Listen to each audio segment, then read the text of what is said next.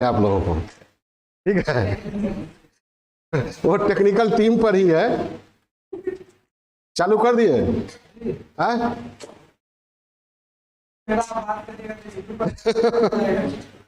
दो व्यक्ति था अति सजग, अपने गाय बैल, अपने खेती, अपने पशुपालन के प्रति अति सजग। तो उसको हुआ कि गाय को बछड़ा होना चाहिए, तो गाय को बछड़ा होना चाहिए, इसके लिए क्या किया जाता है? बैल से, सांड से संपर्क कराया जाता है। तो एक दिन दोनों भाई सोचा कि हमारी गाय को अब बछड़ा होना चाहिए, तो लेके निकला सांड से संपर्क कराने के लिए। पूरे दिन पूरे रात घूमता रहा, भर रात कहीं सांड मिला नहीं। सांड मिला तो गाय के पास सांड आता था, भाग जाता था।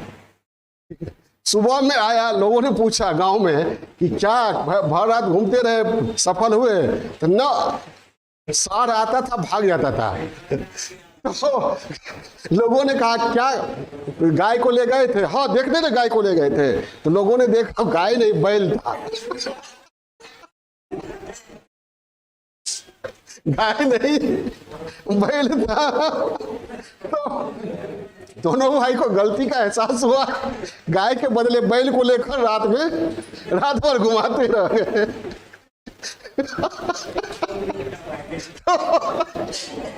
तो ठीक है, शुरू करें।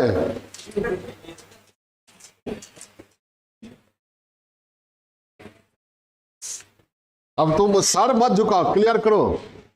विपिन, सर झुका देता है तो हमको लगता है फिर गड़बड़ है। पहले कॉन्फिडेंस के साथ कुछ बोलता ही नहीं। क्लियर है? इको नहीं हो रहा ना?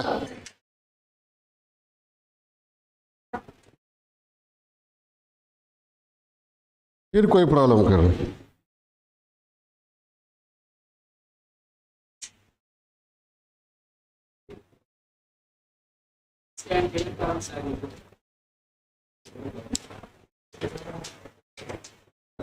तो आगे बढ़ते हैं हम लोग। बिहार कृषि समस्या और समाधान पर बातें कर रहे थे। क्या पहली समस्या क्या थी?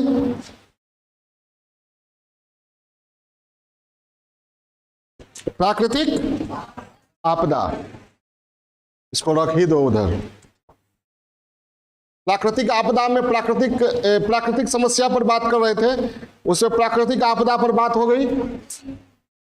उससे बात की अनिकेत से, क्या बोला?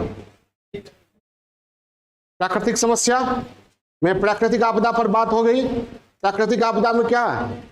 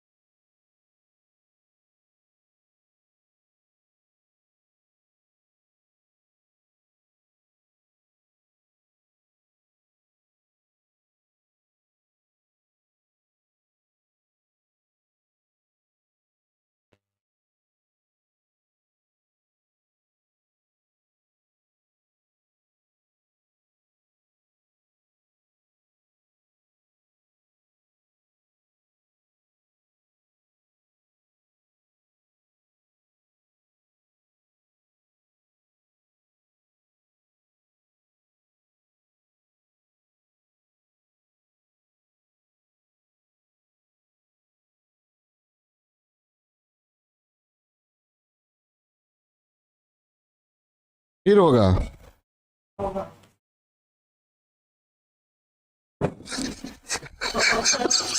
और नया चुटकुला लाना पड़ेगा।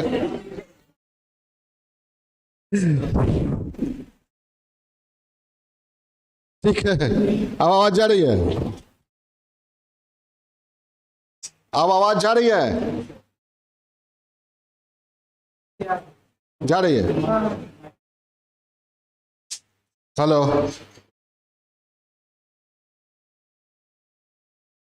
ये बिहार कृषि समस्या पर बात कर रहे थे।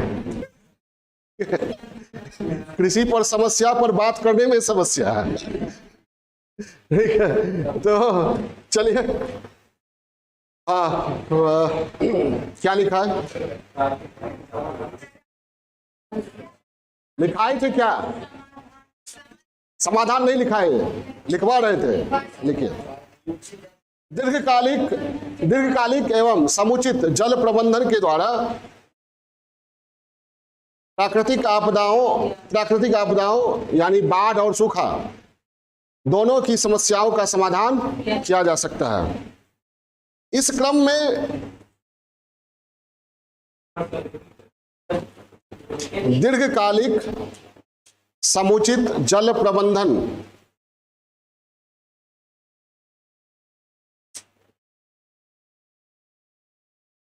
के द्वारा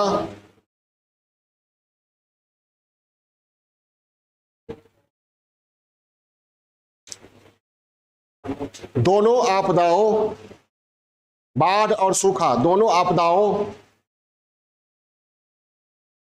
की समस्या का समाधान किया जा सकता है। इस क्रम में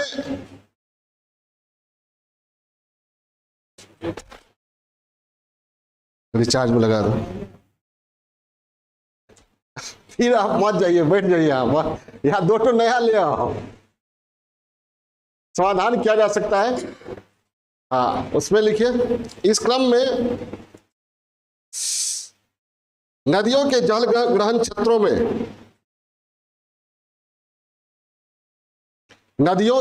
ग्रहण क्षेत्रों में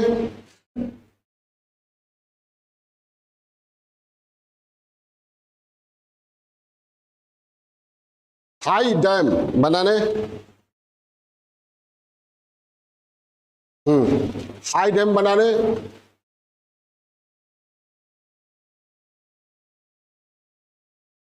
का कार्य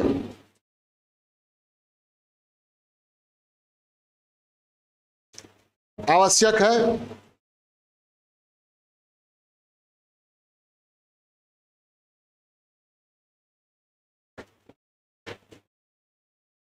उत्तर बिहार की नदियों को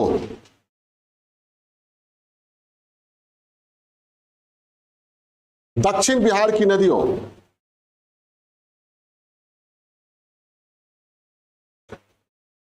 से जोड़कर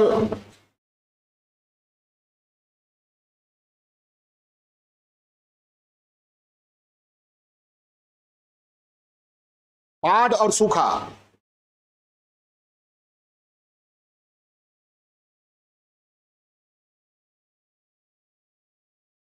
दोनों समस्याओं से निजात पाया जा सकता है।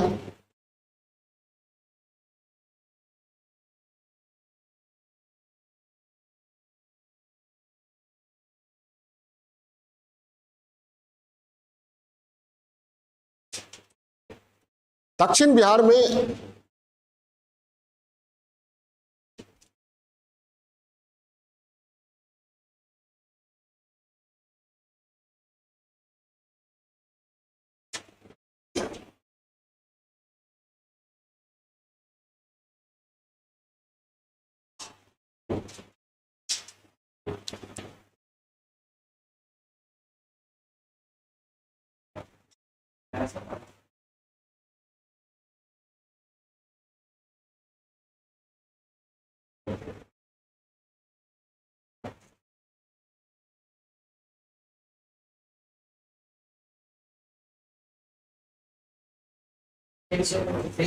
सेव नहीं हुआ था।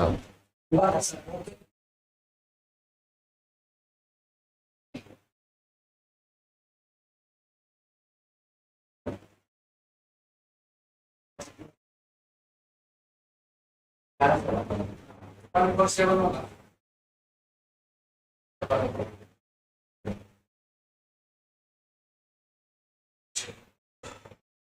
जो बिहार कृषि की विशेषताएं हो गई थी, एक बार रिपीट कर ले, बहुत गड़बड़ी हो रही है सुबह से। अनुकूल प्राकृतिक दशा, आजीविका का आधार, गहन निर्वाहक प्रकार की कृषि, पिछड़ी कृषि और विविधता, इस पर बात हम लोग कर चुके हैं।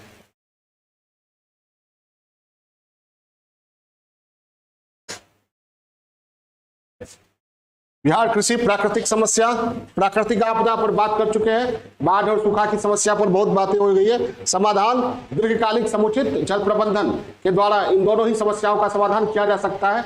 इस क्रम में उत्तर बिहार की नदियों के जल ग्रहण क्षेत्र में हाई डैम बनाने, उत्तर बिहार की नदियों को दक्षिण बिहार की नदियों को जोड़ने का कार्य उल्लेखनीय है। हो गया नहीं? इसका लिखिए, दक्षिण बिहार में सूखा की समस्या से निजात पाने के लिए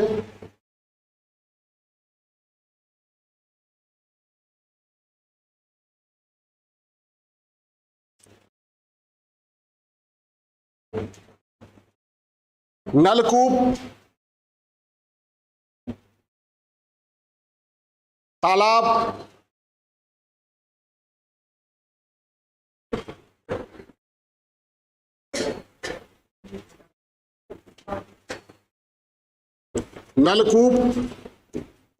तालाब,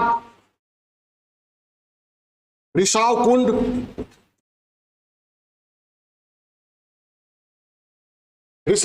पानी रिस कर चला जाएगा नीचे, बहुत गहरा, बाद में उस पानी का उपयोग किया जाएगा। रिसाव कुंड,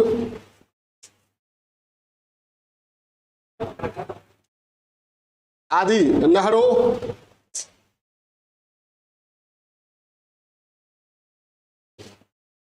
आदि की व्यवस्था।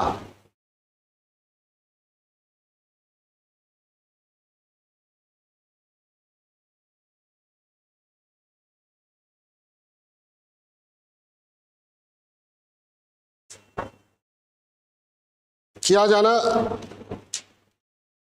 जरूरी है।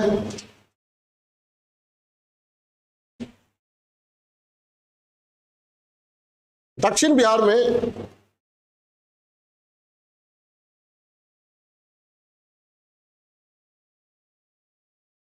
वाटर हार्वेस्टिंग, दक्षिण बिहार में वाटर हार्वेस्टिंग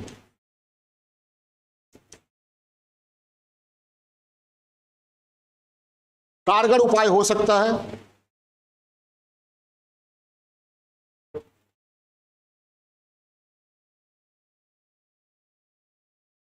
इस क्रम में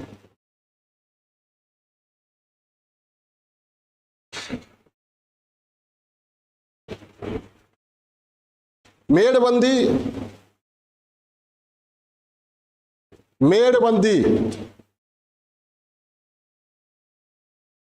रूफ वाटर हार्वेस्टिंग,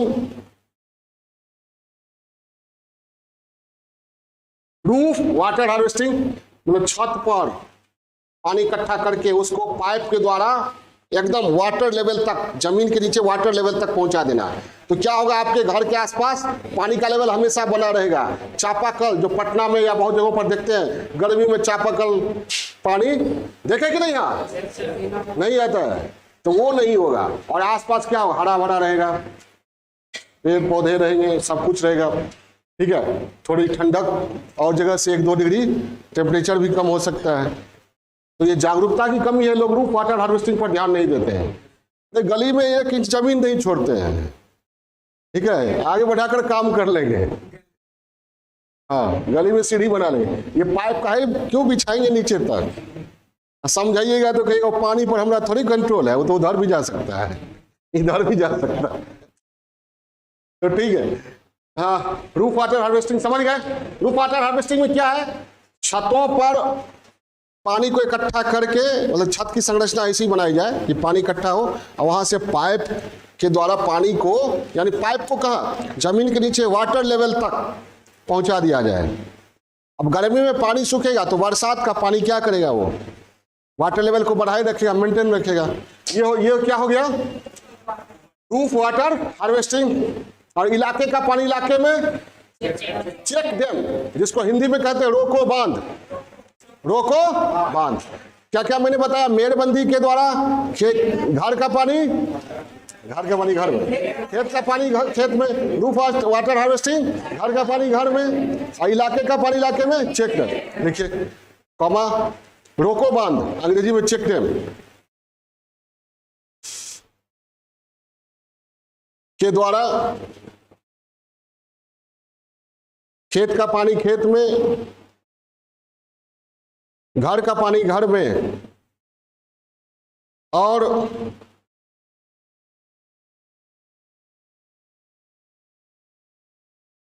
इलाके का पानी इलाके में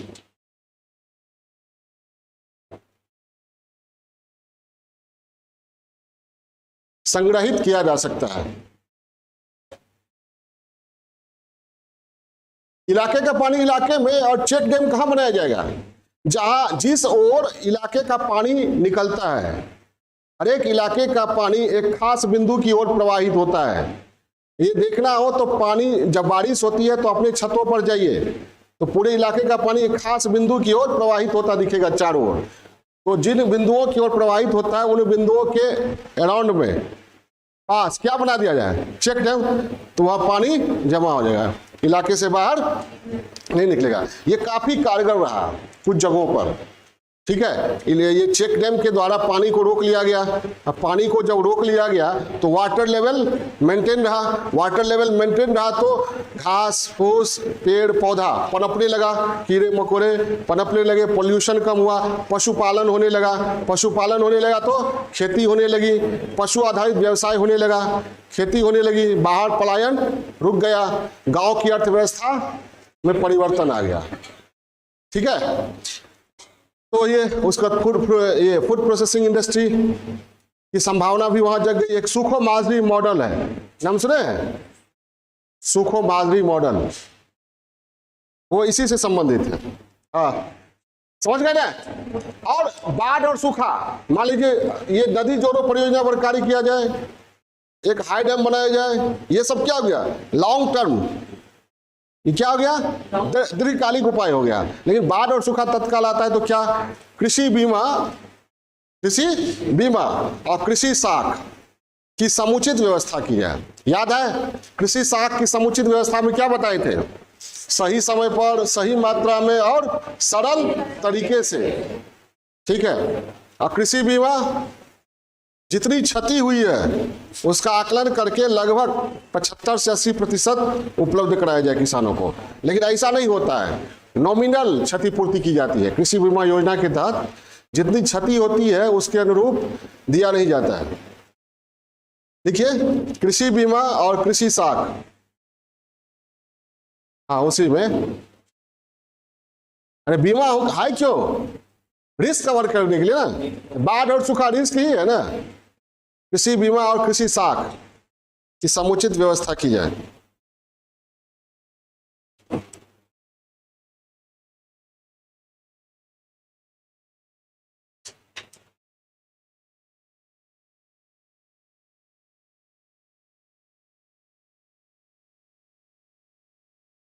ठीक है, ये प्राकृतिक समस्या में पहला क्या हो गया, प्राकृतिक आपदा।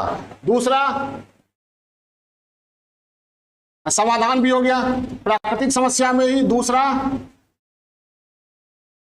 जल जमाव, वाटर लॉगिंग, जल जमाव की समस्या।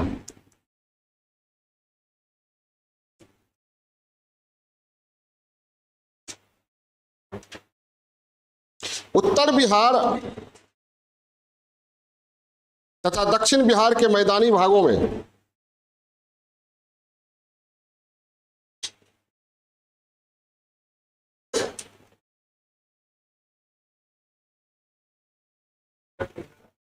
तथा दक्षिण बिहार के मैदानी भागों में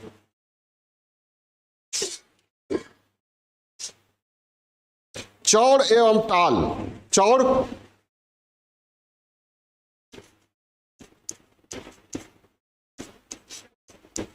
टाल, चौड़ एवं टाल के रूप में बड़े बड़े गहरे क्षेत्र स्थित हैं।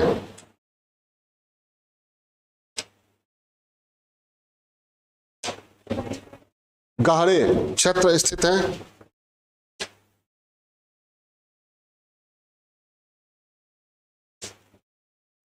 इनमें जल निकास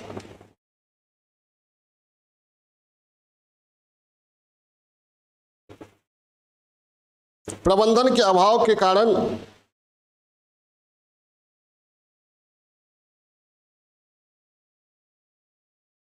वर्ष में केवल एक रबी फसल ही हो पाती है।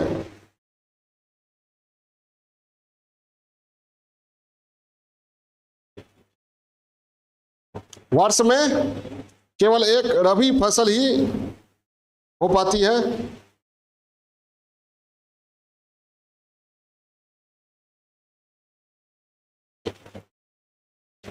वैशाली एवं सारण के इलाके में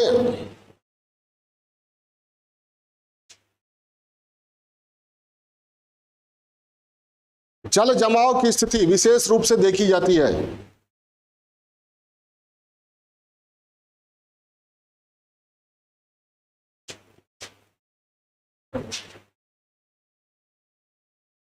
और यहां समस्या क्या होती है कि वाष्पीकरण के कारण नमकीन परत मिट्टी पर जम जाती है, जिसके कारण क्या होता है, मिट्टी अनुर्वर होने लगता है। ठीक है, देखिए यहां वाष्पीकरण के कारण भूमि पर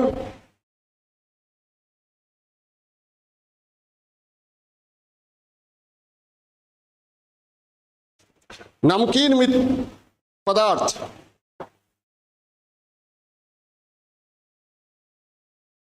जमा हो जाते हैं,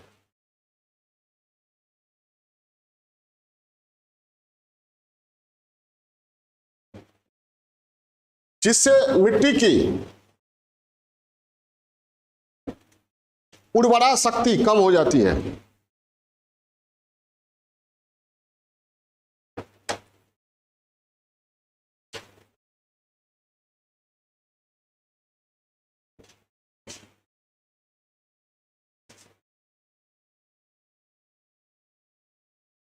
उर्वरा शक्ति कम हो जाती है।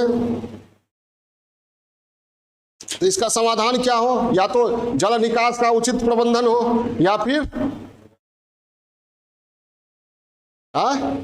जल निकास का उचित प्रबंधन हो, या फिर क्या किया जाए, जल कृषि, मखाना उत्पादन, मत्स्य पालन, ठीक है, इन पर ध्यान दिया जाए। और सौर ऊर्जा,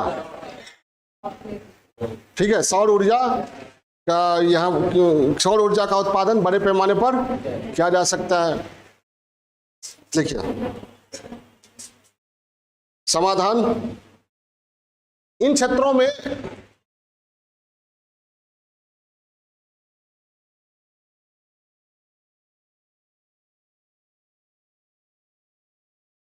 जल निकास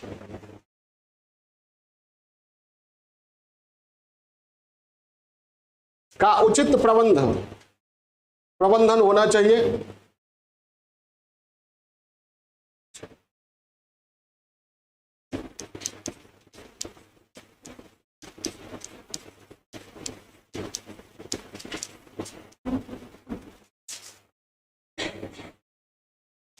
और जहां मान लीजिए बड़ा गहरा क्षेत्र है, बड़ा क्षेत्र है, तो क्या हो सकता है, बहुत अनार्थिक है, कहीं पर पानी को निकालने में बहुत पैसा खर्च होगा, तो अनार्थिक समझे ना, लाभदायक लाभ। तो ठीक है, पानी है, उसी में खेती की जाए, मखाना की, या फिर ये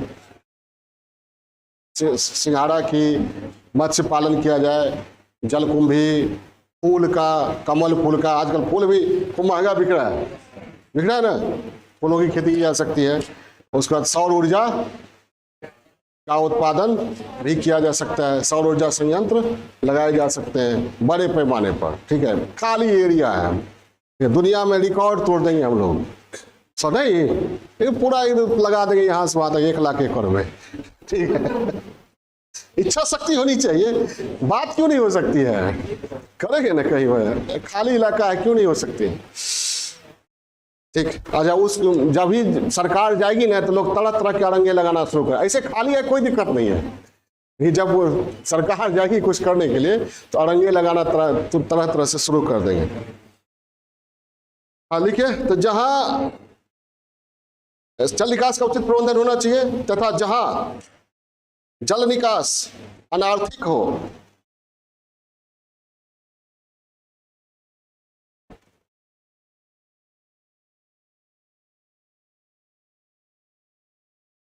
वहां क्या क्या मैंने बताया, मत्स्य पालन, मखाना उत्पादन, सिंघाड़ा की खेती, जलकुंभी का उपयोग हो सकता है इसमें, बायोगैस।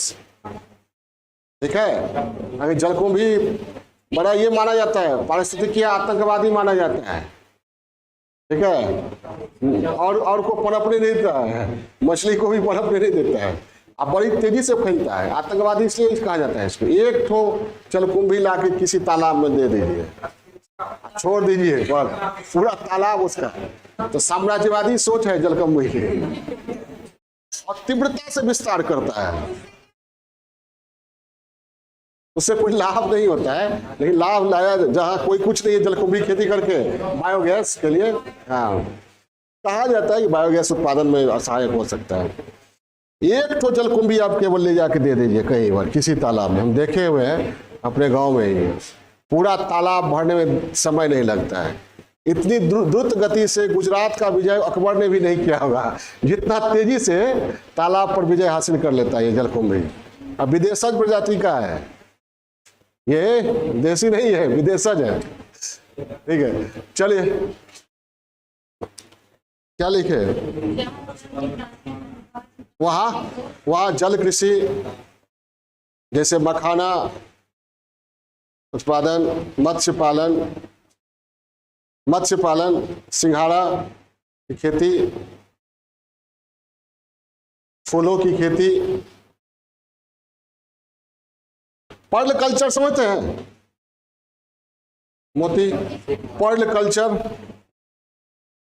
हाँ लिखिए ना, पर्ल कल्चर के साथ साथ बड़े पैमाने पर सौर ऊर्जा संयंत्र भी लगाए जा सकते हैं।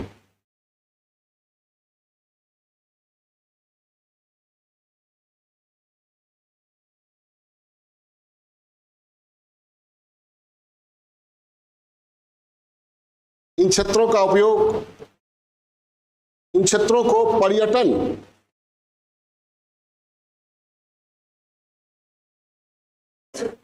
इन क्षेत्रों को पर्यटन के केंद्र के रूप में भी विकसित किया जा सकता है।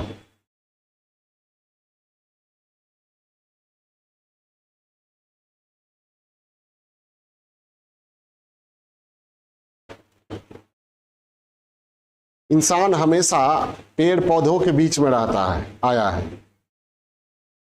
जंगल में पेड़ पौधों के बीच रहता आया है, नदी के किनारे रहता आया है इंसान। तो जो जो दूर होते गए हम लोग पेड़ पौधे से, नदी से, पानी से, ठीक है, लेकिन अंदर में जो छुपा हुआ है प्रकृति प्रेम, जल से, पानी के साथ, वो गया नहीं है।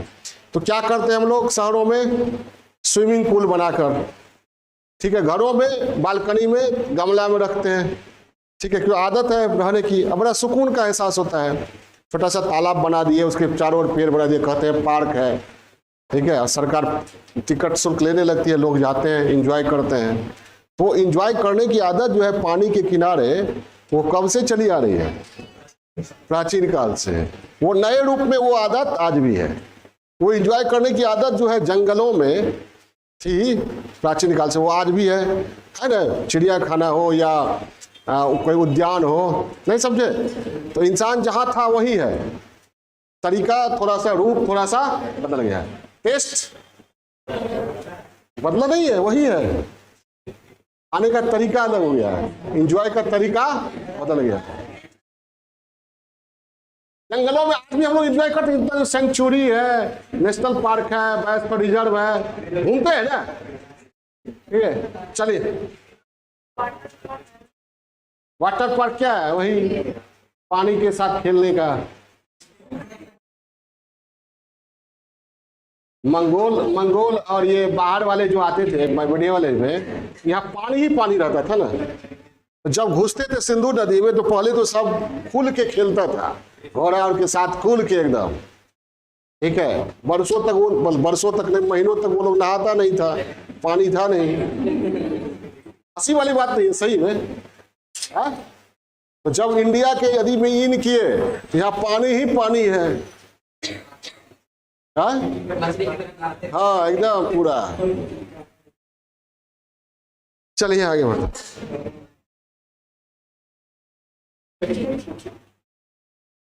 क्या लिखे थे, कहां पर थे हम लोग?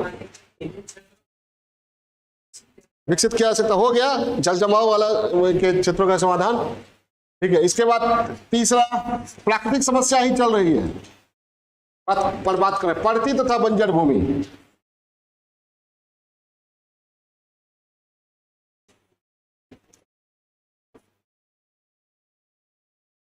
दोनों में अंतर समझे। पड़ती में खेती की संभावना है, क्या नहीं जा रहा है, या फिर कम संभावना है। अब बंजर, ठीक है। तो बिहार में देखिए, बिहार की लगभग 15 से 16% भूमि इसी क्षेत्र में आती है। ये आर्थिक सर्वेक्षण 2022-23 का भी आंकड़ा ये है, 15.9 लगभग है कुल मिलाकर। बिहार की लगभग 15 से 16% भूमि इसी क्षेत्र में आती है। इसी क्षेत्र में मतलब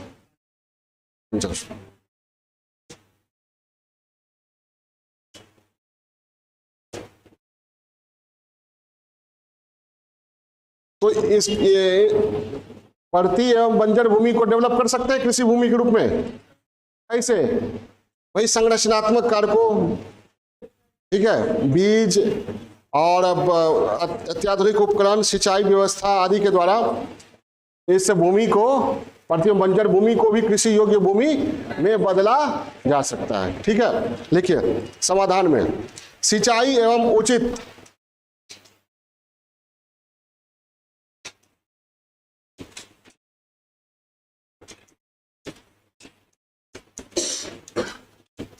सिंचाई एवं उचित कृषि आदानों मतलब इनपुट्स के प्रयोग के द्वारा इन्हें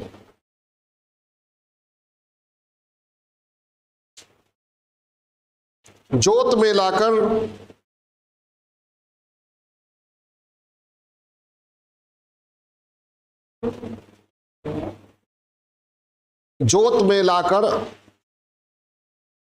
कृषि क्षेत्र का विस्तार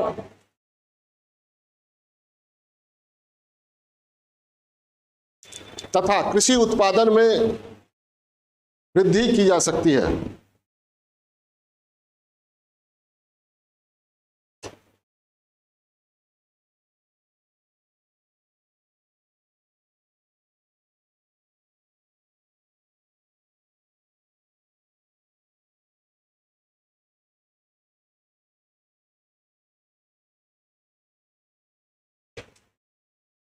ठीक है।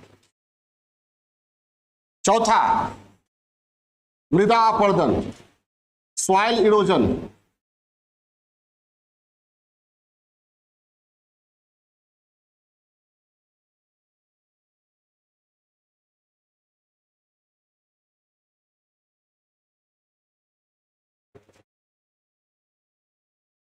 बिहार का मैदानी भाग सतही अपरदन,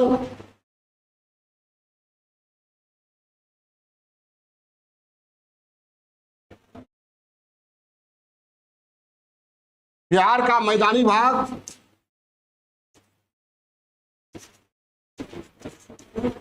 सतही अपरदन मतलब ऊपरी परत बहकर चला जाता है, वो सतही अपरदन। पठारी एवं पर्वतीय भाग अवनालिका अपरदन।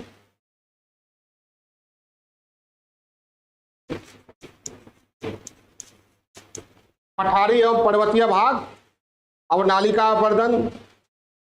से प्रभावित है।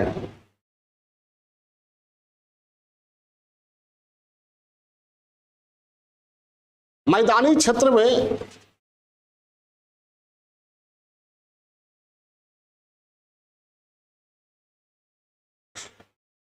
मिट्टी के ऊपर के उपजाऊ तत्व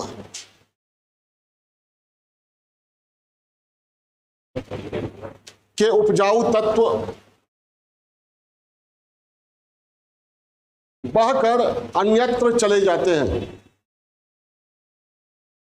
अन्यत्र अन्य जगह पर चले जाते हैं।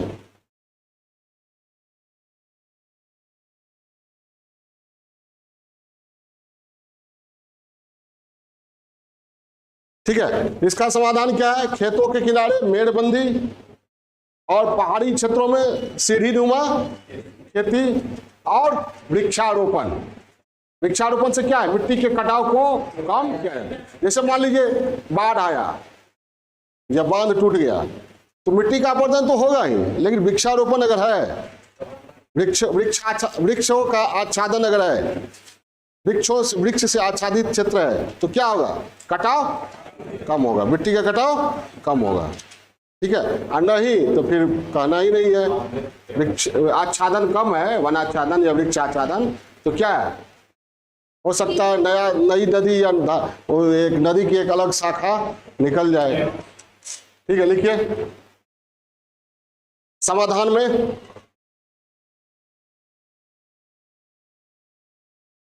खेतों के किनारे मेड़बंदी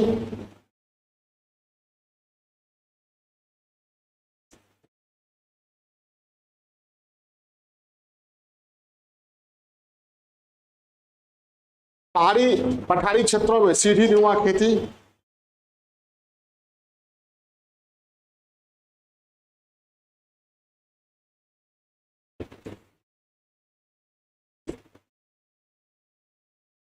और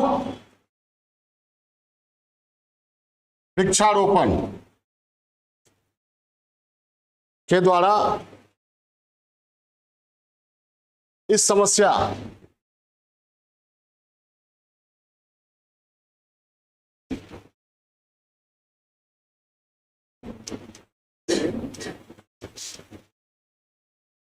पर नियंत्रण पाया जा सकता है।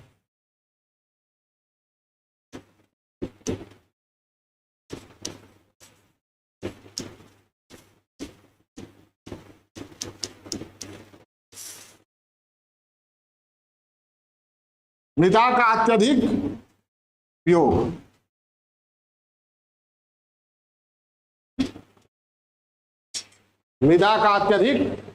उपयोग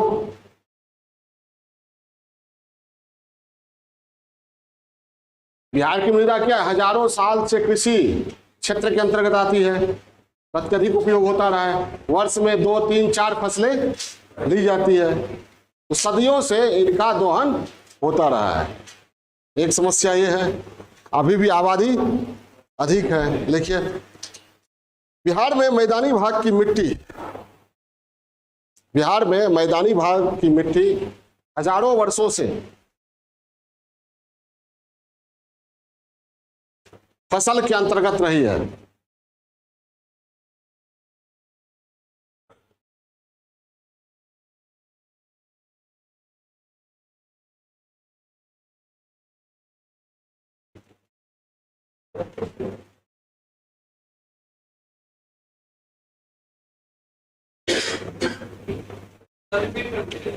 क्या बिहार में या बिहार के मैदानी भाग की मिट्टी हजारों वर्षों से फसल के अंतर्गत रही है।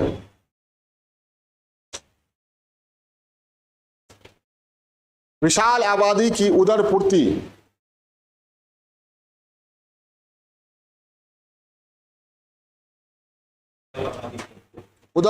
के लिए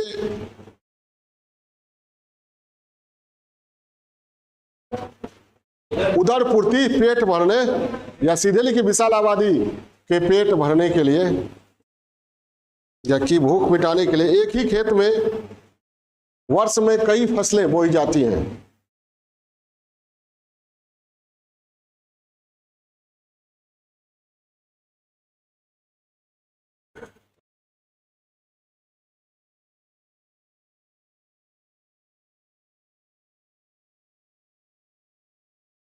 सालों साल एक ही फसल साहचर्य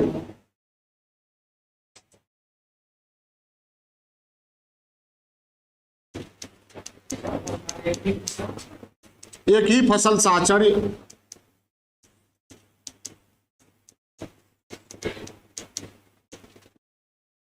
के कारण विशेष उपजाऊ तत्व, नहीं समझे, फसल साहचर्य समझ गए, एक साथ कई फसल,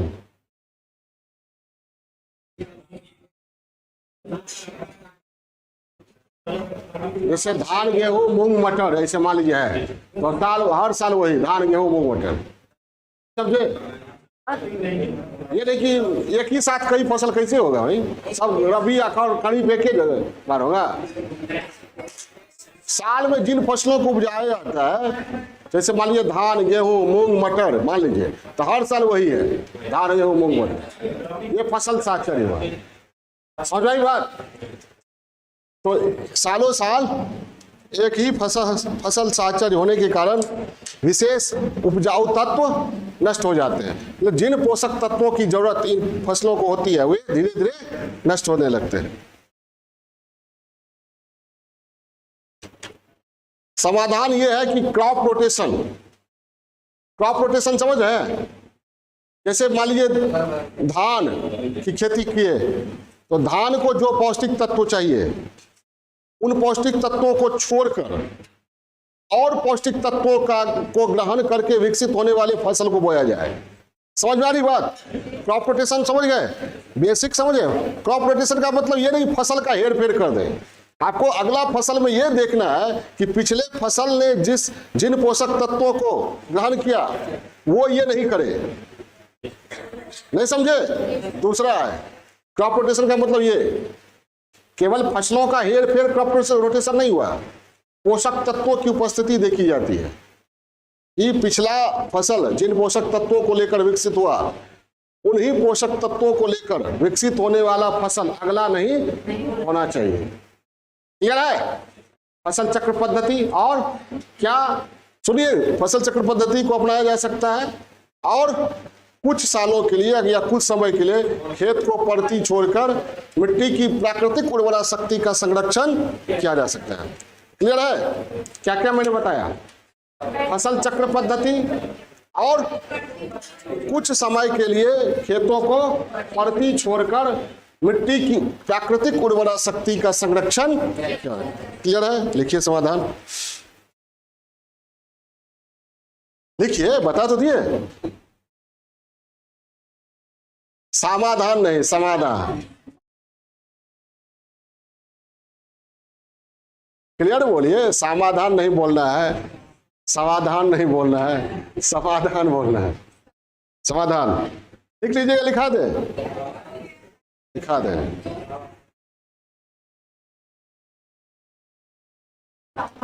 फसल चक्र पद्धति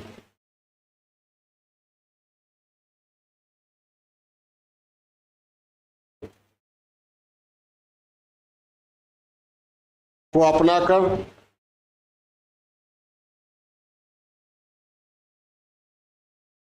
एवं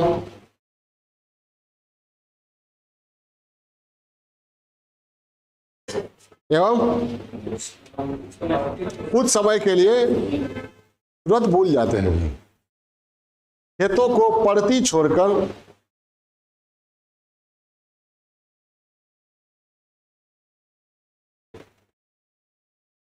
उन खेतों को परती छोड़कर क्या प्राकृतिक उर्वरक शक्ति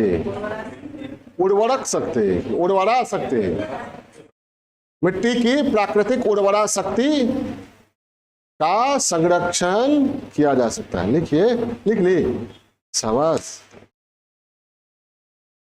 उर्वरा शक्ति का संरक्षण किया जा सकता है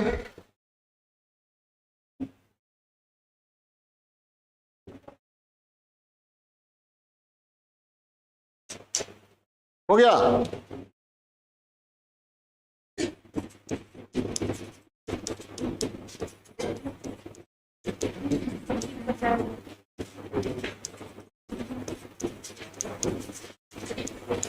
हो गया।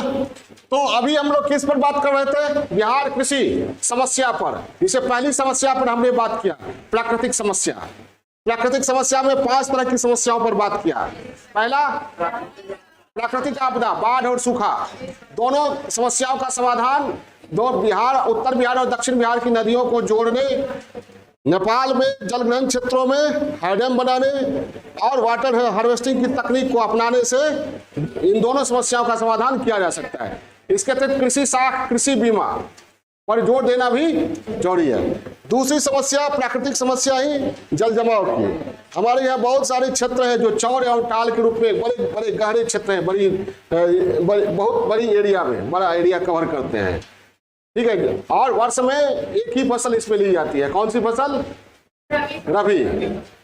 तो या तो यहाँ से जल निकासी की उचित व्यवस्था होनी चाहिए, और जहां जल निकासी अनार्थिक है वहां जल कृषि, सौर ऊर्जा उत्पादन जैसे उपायों पर जोर दिया जा सकता है। तीसरी समस्या क्या है? पड़ती एवं बंजर भूमि की। हमारे यहाँ 15 से 16% भूमि क्या है? पड़ती है या बंजर है। ठीक है, तो उचित कृषि आदानों के द्वारा, सिंचाई व्यवस्था के द्वारा इसको भी कृषि जोत में लाया जा सकता है। चौथी समस्या क्या है? मृदा अपर्दन। मैदानी भागों में सतही अपर्दन, पठारी पर्वतीय भागों में अवनालिका अपर्दन की समस्या देखी जाती है। इन समस्याओं को दूर करने के लिए खेतों के किनारे मेड़बंदी, वृक्षारोपण आदि सीढ़ीनुमा खेती के द्वारा यह इन समस्याओं का समाधान, ये समस्या का समाधान किया जा सकता है। मृदा का अत्यधिक उपयोग हजारों वर्षों से बिहार की मिट्टी फसल के अंतर्गत रही है। विशाल आबादी की उदरपूर्ति के लिए एक ही वर्ष में कई फसलें बोई जाती है। ठीक है, एक ही फसल साथ के कारण विशेष प्रकार के पोषक तत्व नष्ट हो जाते हैं। समाधान क्या है? फसल चक्र पद्धति और कुछ समय के लिए। यह क्या था? प्राकृतिक समस्या। इसके बाद हम लोग बात करेंगे सामाजिक समस्या। क्या? सामाजिक समस्या।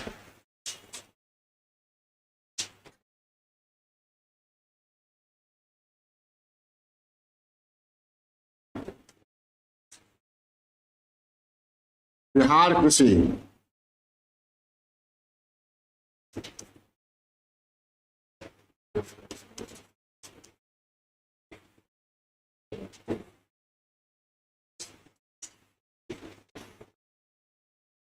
सामाजिक समस्या। सामाजिक समस्या में हमारे यहाँ क्या है?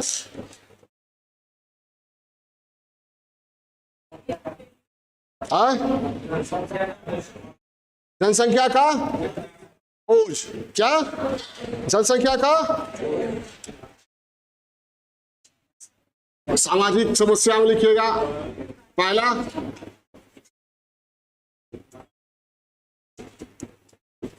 जनसंख्या का बोझ।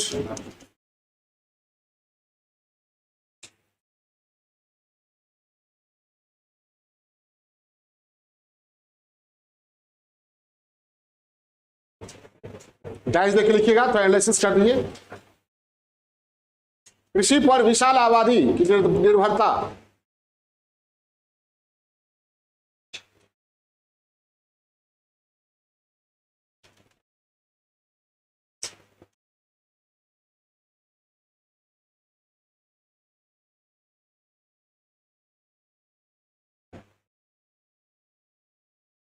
के कारण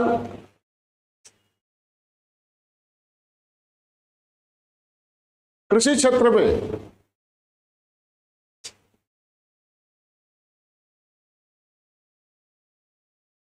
निवेश और उत्पादन पर विपरीत असर पड़ता है। उत्पादन पर विपरीत असर पड़ता है।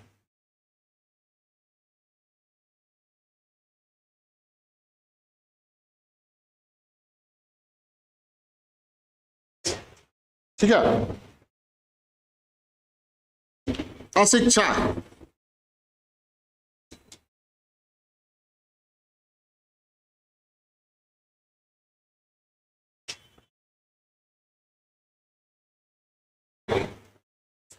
इसके कारण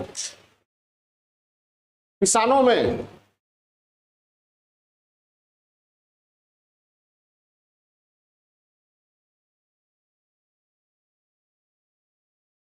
जागरूकता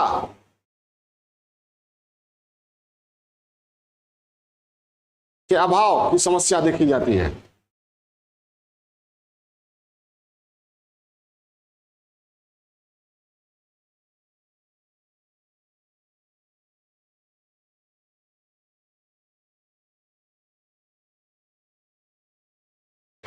ठीक है, और आप क्या कीजिएगा कि पटना में या और शहरों में रह के खूब दिन रात एक करके मेहनत कीजिएगा कि निकल जाए कुछ, लेकिन खेत पर काम नहीं कर सकते हैं, वो छोटा काम है। क्या है? छोटा काम है।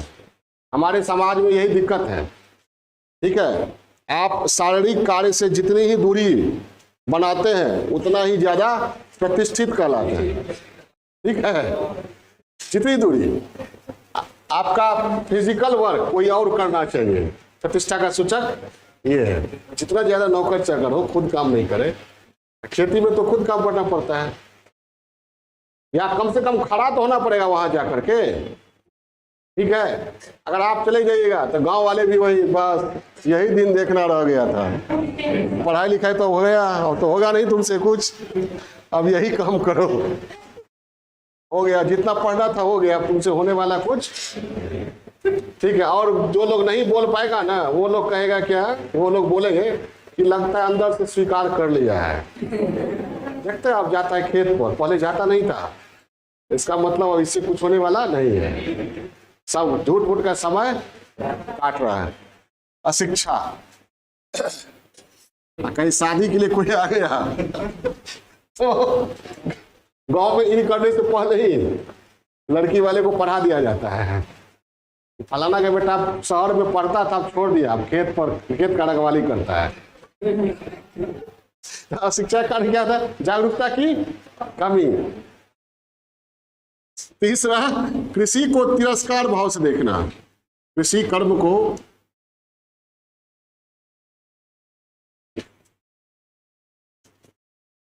तिरस्कार भाव से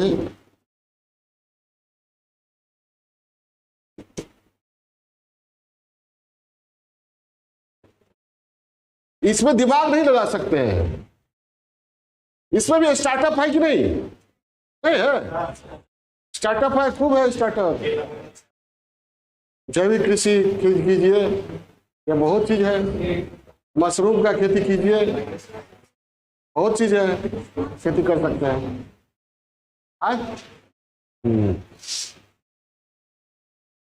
पूरा कृषि क्षेत्र जो है स्टार्टअप ही है, स्टार्टअप की विशाल संभावना है, थोड़ा सा दिमाग लगाइए। तो ये हो गया कृषि से के प्रति तिरस्कार का भाव। और जबकि कृषि जो है तिरस्कार का भाव बेकार का है, ये भाव सही नहीं है। किसान जो है पूरे समाज का बुनियाद होता है। अरे पेट भरा रहेगा तब ना आप मार्क्सवाद, समाजवाद, राष्ट्रवाद, नक्सलवाद, पूंजीवाद, तब ना उसके बाद ना। ठीक है, हाँ, बिहार में कहावत है, पेट में पड़ल खुद्दी तो खुले लगल बुद्धि। तो खुद्दी कौन देगा आपको? किसान। तो भोजन भरा नहीं रहेगा तो ये तो बुनियाद है, वो अन्नदाता है। अन्न जब तक पेट में नहीं रहे तब तक कुछ नहीं हो सकता है, और सब कुछ के बिना आप रह सकते हैं, भोजन के बिना नहीं रह सकते। ठीक है, किताब के बिना, पूंजीवाद के बिना, समाजवाद के बिना, वैश्वीकरण के बिना, पॉलिटिकल साइंस के बिना, आईएएस पद के बिना, डिप्टी कलेक्टर के बिना, सब कुछ के बिना रह सकते हैं, भोजन के बिना नहीं रह सकते हैं। और उस भोजन का दाता कौन है? किसान। किसान बनने से कतराते हैं, बाकी सब कुछ बनना चाहते हैं, किसान बनना नहीं चाहते। तो इस एक सामाजिक कमजोरी है। ठीक है, चौथा है कृषि क्षेत्र में सामाजिक तनाव।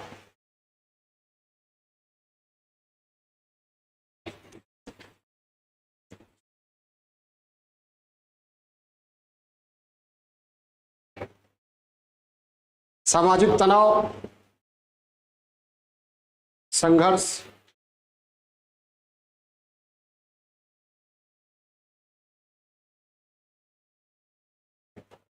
की समस्या।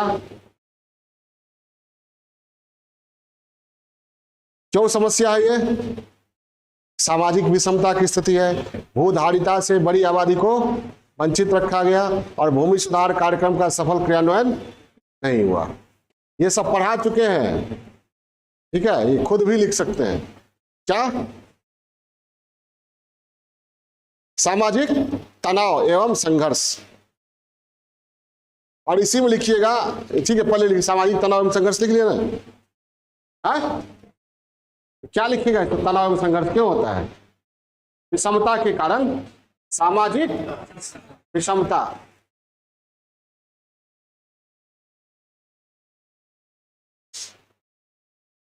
के कारण तनाव, हिंसा, उग्रवाद की स्थिति देखी जाती है।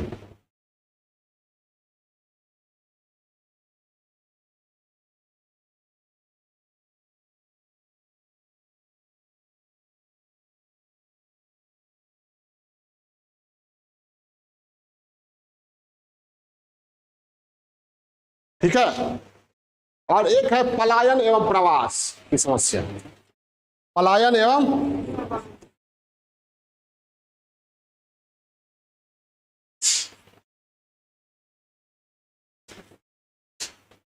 बिहार से पलायन होता है,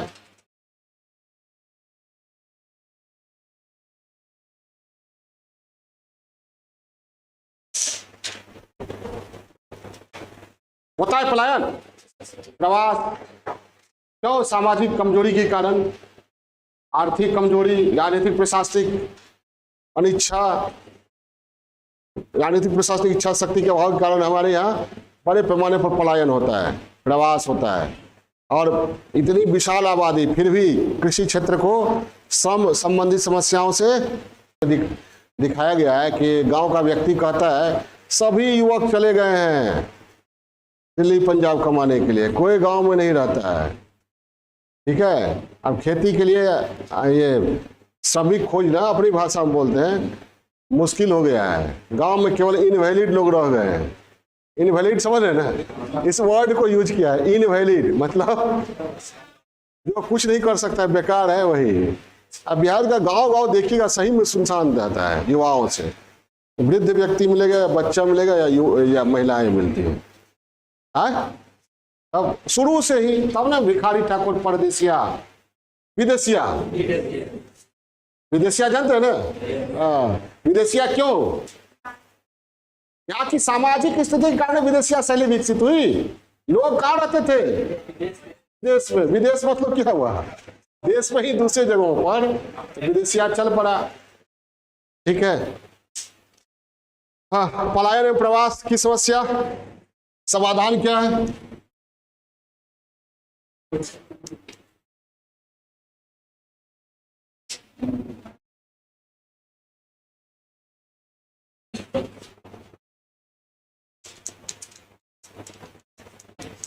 जनसंख्या बोझ, ये अपने आप में टॉपिक है। जब जनसंख्या चैप्टर पढ़ाएंगे तो बहुत सारा उसका डायमेंशन पढ़ाएंगे। यहाँ केवल आप लिख दीजिए जनसंख्या नियंत्रण के उपायों पर जोर, जनसंख्या नियंत्रण कार्यक्रमों का सही क्रियान्वयन। एक बात बताइए आप लोग, जनसंख्या चैप्टर तो पढ़ाएंगे ही, जनसंख्या को कंट्रोल करने के लिए बताइए क्या जरूरी है? स्त्री शिक्षा और जागरूकता और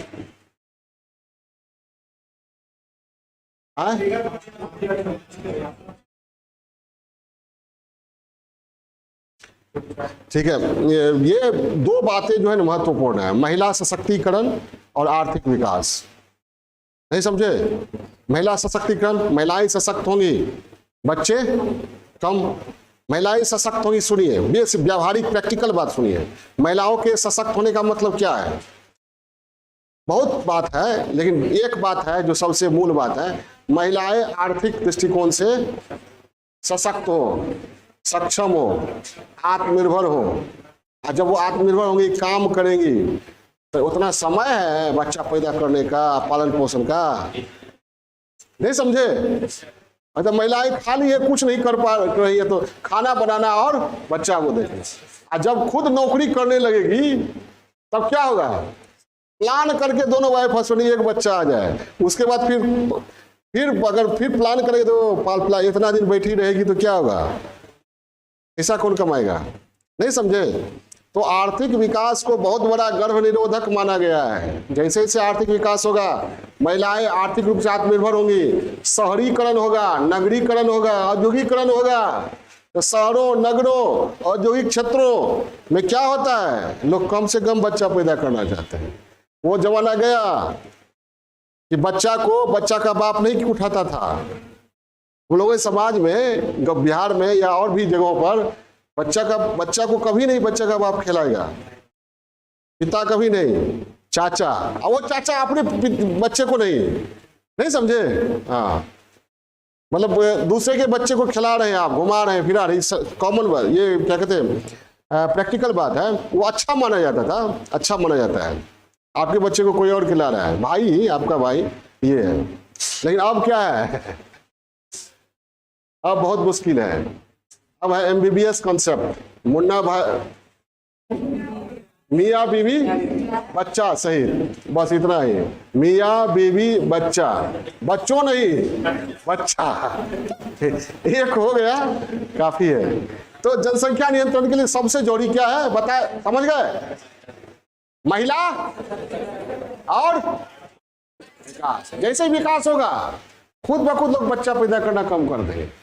अब विकास होगा तो पढ़ाएंगे लिखाएंगे, पढ़ाएंगे लिखाएंगे तो सोचेंगे एक को पढ़ा लिखा रहे इतना लगा, दूसरा को पढ़ाएंगे लिखाएंगे इतना लगेगा, अधिक बच्चे पैदा ही नहीं करेंगे। ठीक, तो लिखिए, तो एक सुझाव यहां पर दे सकते हैं। जनसंख्या नियंत्रण कार्यक्रमों के सही क्रियान्वयन, महिला सशक्तिकरण, आर्थिक विकास के द्वारा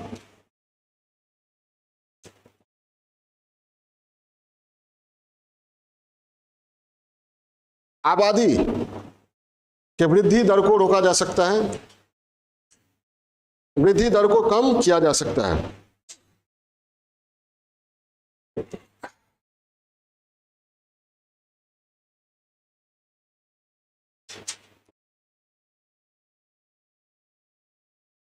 और एक रिपोर्ट आई है जिसमें है कि चीन कभी सुपर पावर नहीं हो सकता है। इस पर हम आप लोगों को पढ़ाएंगे भी। चीन बड़ी डिस्टर्ब कर रहा है, ठीक है। अभी अरुणाचल प्रदेश के 11 जगहों का नाम चेंज कर दिया। तो हमेशा घुड़की मारते रहता है, बंदर घुड़की समझते हैं? बंदर आपको ऐसे ऐसे करते रहेगा, करेगा कुछ नहीं। एक बार अगर कस के उसको खदेड़िए भाग जाएगा। तो चीन ही घुड़की, बंदर घुड़की हमेशा देता रहता है। वो 62 वाला जमाना अब नहीं रहा। लेकिन इसको चीन को एनालिसिस करना प्रत्येक भारतीय का कर्तव्य हो जाता है, क्योंकि क्या कहते हैं हम, ये खानदानी दुश्मन है। ये पाकिस्तान और बांग्लादेश नहीं है। पाकिस्तान और बांग्लादेश को तो हो सकता है कभी हम लोग फिर से मिला लेंगे, क्योंकि अपना ही है।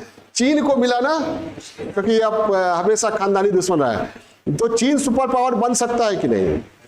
उसमें कई कारण है। उसमें एक कारण है कि बन नहीं सकता ये कभी, उसमें कई कारण है, जिसमें एक कारण ये है कि ये विकसित होने से पहले बूढ़ा हो जाएगा। तो वहां दिक्कत आ रही है, बूढ़ों की आबादी बढ़ गई है। 40% वहां की जो आबादी है वह निर्भर है कार्यक्षम आबादी पर। नहीं समझे? 40% आबादी खुद से कमा कर खा नहीं सकता। पहले 1 चाइल्ड पॉलिसी था, वो खत्म हो गया। अब 3 बच्चा, तब भी लोग क्या कह रहे हैं, हमने ये बच्चा नहीं पैदा करेंगे। ये समस्या हो गई है। तो बूढ़ों का देश होगा, ठीक है। और भी बहुत कारण है। एक कारण छोटा सा है, छोटा सा नहीं मतलब बड़ा कारण है चीन के लिए, तिब्बत है। तिब्बत अगर हट जाए तो क्षेत्रफल अपने आप से मट जाएगा उसका। इस अरुणाचल प्रदेश पर इसलिए करता है, क्यों? अरुणाचल प्रदेश में तवांग है। तवांग तिब्बत में विद्रोह का केंद्र हो सकता है, इसलिए वो अरुणाचल प्रदेश पर जताता रहता है हमेशा। वो थोड़ी जो होना है वो उसको कोई रोक सकता है? जो होना है उसको, सोवियत रूस का जब विखंडन हो गया तो चीन का है, इसका भी होगा। ठीक है, हम लोग उम्मीद करें कि हम लोग के रहते हो जाए। ठीक तो जनसंख्या नियंत्रण का मेरे कहने का मतलब क्या, ये मुद्दा हम क्यों उठा दिए यहाँ? ऐसे ही हम इसलिए उठाए कि हमारे यहाँ आबादी तो है, वो बूढ़ों का देश है, हमारे यहाँ युवाओं का देश है। तो इसका फायदा, अगर जनसंख्या नियंत्रण तत्काल तो आबादी बहुत है, तो क्या किया जाए, युवा आबादी का क्या किया जाए, कौशल विकास किया जाए, कौशल विकास किया जाए। और हमारे यहाँ कृषि प्रधान अर्थव्यवस्था है हमारी, तो कृषि के विविधीकरण पर जोर दिया जाए। किस पर? तो क्या होगा, कृषि के विविधीकरण और कौशल विकास से क्या होगा, पलायन, प्रवास और जनसंख्या की समस्या। क्या हम वो बताते हैं, जो पुराने लोग हैं जानते हो कि जनसंख्या अपने आप में समस्या नहीं है उतना, जितना जनसंख्या का सही ढंग से नियोजन ना होना। ठीक है, हम कहते हैं ना 10 बेटा हो किसी को, 10 IAS IPS डॉक्टर इंजीनियर नेता वकील हो बिजनेसमैन, तो क्या कहते हैं, क्या ग्रोथ होगा? एक ही हो और निकल जाए, किसी का नाम बोलिए, नाम नहीं बोलना है दीदी, एक ही हो और कुछ तो बोलिए। अरे आप लोग जागरूक व्यक्ति हैं। अच्छा, हम बाद में बता देंगे, कोई लाइव है, बोलना ठीक नहीं है। जैसे क्या नियंत्रण हो गया, चलिए क्या लिखे, तत्काल यही समझिए कि एक ही हो और पढ़ा लिखा डकैत या गुंडा निकल जाए, क्या होगा, वो जनांकिकीय लाभांश जो है वह जनांकिकीय दुस्वप्न में बदल जाएगा। ठीक है, तो जनसंख्या नियंत्रण का समाधान लिखवा रहे थे ना, समाधान लिखवा दिए हैं, क्या लिखा है,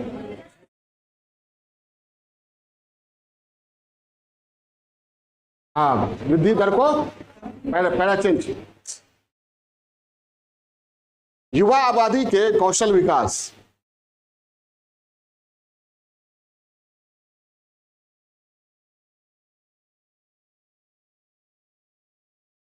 कौशल विकास वही अशिक्षा का समान, कौशल विकास, कृषि के विविधीकरण,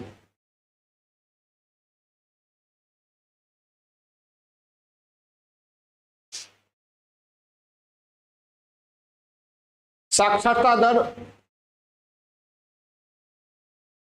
को बढ़ाकर पलायन, प्रवास, अशिक्षा की समस्या को दूर किया जा सकता है।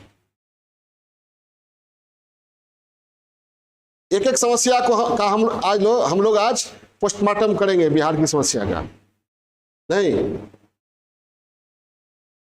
पढ़िए इस तरह से कि रटना नहीं पड़े, दिमाग में कॉन्सेप्ट बन जाए, लगे कि हम भी बिहार की का पॉलिसी मेकर हो सकते हैं। क्या हो सकते हैं? पॉलिसी में नीति निर्माता, रट्टू मल नहीं, रट के 10 पॉइंट रटे ये वो नहीं, नीति निर्माता बन सकते हैं, पॉलिसी मेकर बन सकते हैं। इस तरह पढ़िए, कंसेप्ट क्लियर हो जाए। कोई भी चीज इसी तरह पढ़ना चाहिए। समझ गए? इससे क्या होगा? अशिक्षा, पलायन, प्रवास, समस्या का समाधान। और ये लिखिए भूमि सुधार के द्वारा सामाजिक तनाव की समस्या का समाधान। पहला चीज करके भूमि सुधार के द्वारा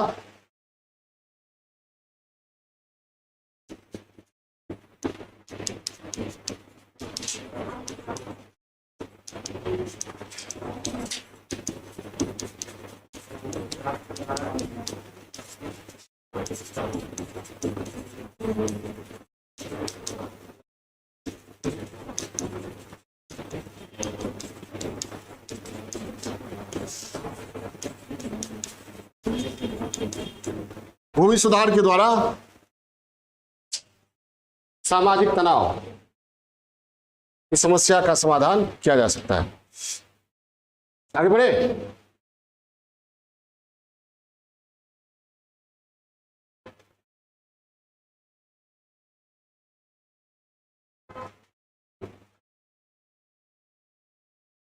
आगे बढ़े।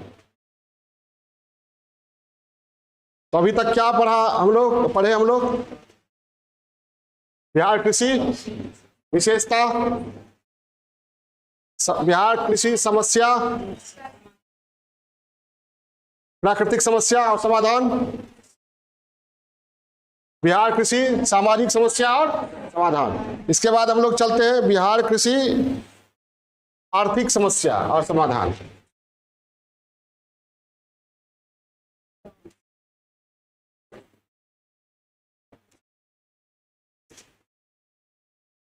बिहार कृषि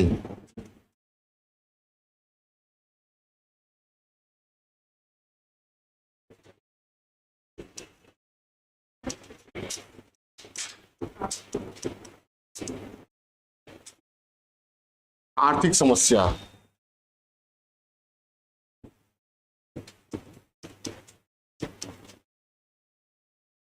समाधान।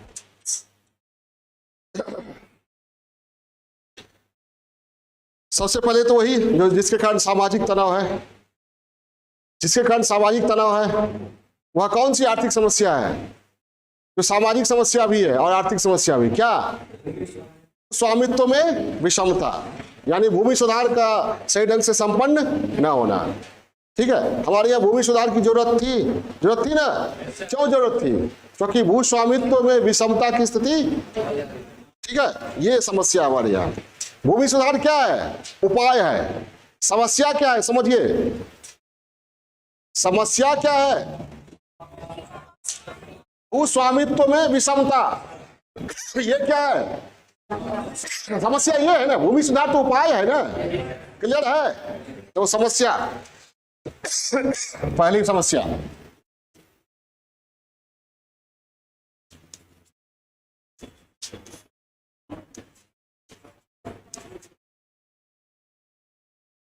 विषमता।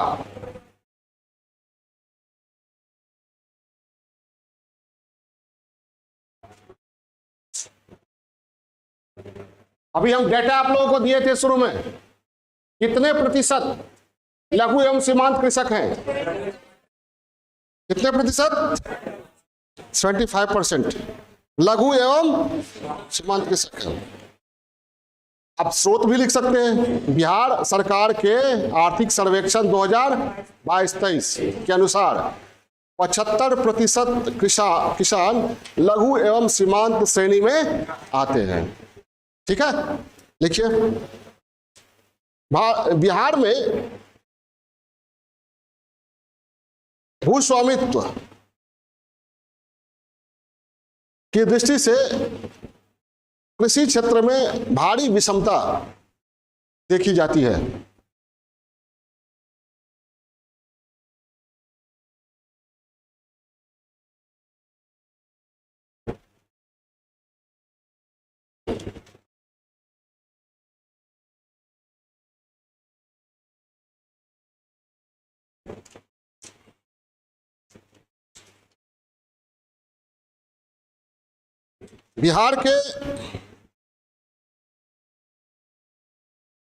बिहार में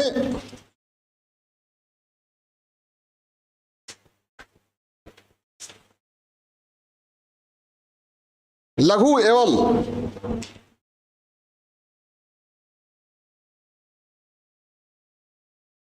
सीमांत जोतों का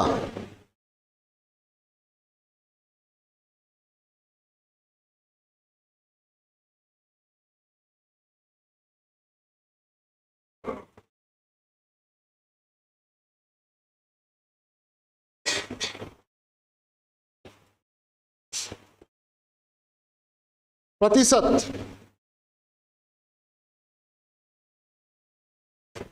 कुल प्रयुक्त क्षेत्रफल में कुल प्रयुक्त मतलब कृषि के लिए जितना उपयोग होता है,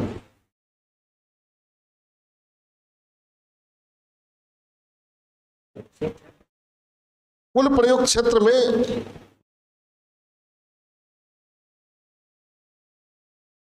75% है। ब्रैकेट में दे दीजिए 2015-16। 2015-16 का आंकड़ा ही दिया है 2022-23 के आर्थिक सर्वेक्षण में। जबकि बड़ी जोतों का हिस्सा 1% से भी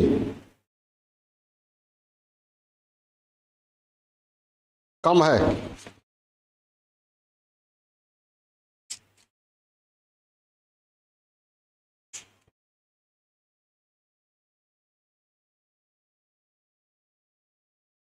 सीमांत जोत क्या हुआ? 1 हेक्टेयर से कम, और लघु तो 1 से 2, ऐसे ऊपर बड़े जोत हो गए। क्या लिखे? ये लिखे, जबकि बड़ी जोतों का हिस्सा 1% से भी कम है। ये कब का आंकड़ा है? 15-16, और दिया गया है कब? 2022-23 के आर्थिक सर्वेक्षण में। ठीक है, लिखिए। लगभग 80% कृषक छोटे एवं सीमांत श्रेणी में आते हैं।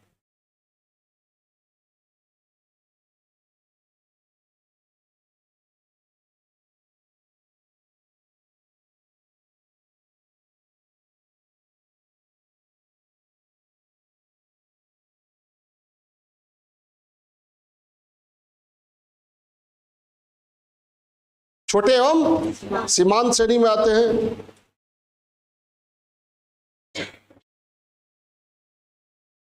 पहला चेंज। तो इससे क्या समस्या होती है? लिखिए।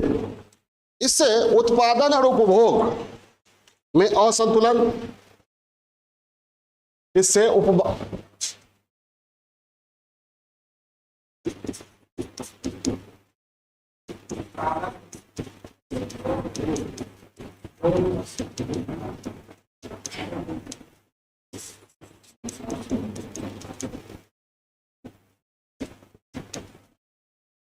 इससे उत्पादन एवं उपभोग में असंतुलन। इसका मतलब समझे?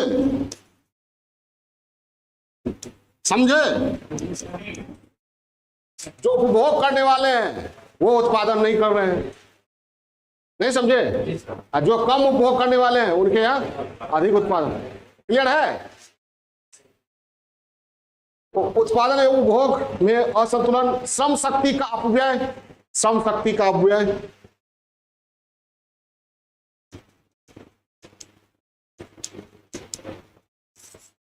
छोटा जोत में पूरा परिवार लगा रहता है, इसको ऐसे भी कह सकते, छिपी बेरोजगारी, तत्क्षण बेरोजगारी की दशा।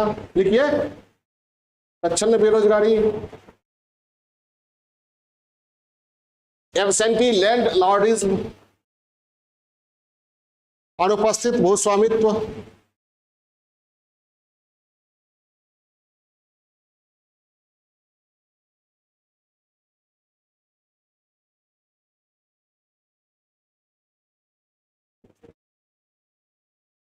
और जोत छोटा होगा तो निवेश भी क्या होगा? अधिक होगा, कम होगा। तो कॉन्फिडेंस के साथ बोलिए ना। न्यूनतम पूंजी निवेश,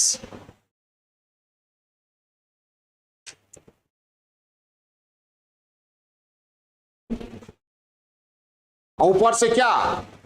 हिंसा एवं तनाव। न्यूनतम पूंजी निवेश, कॉमा, हिंसा एवं तनाव।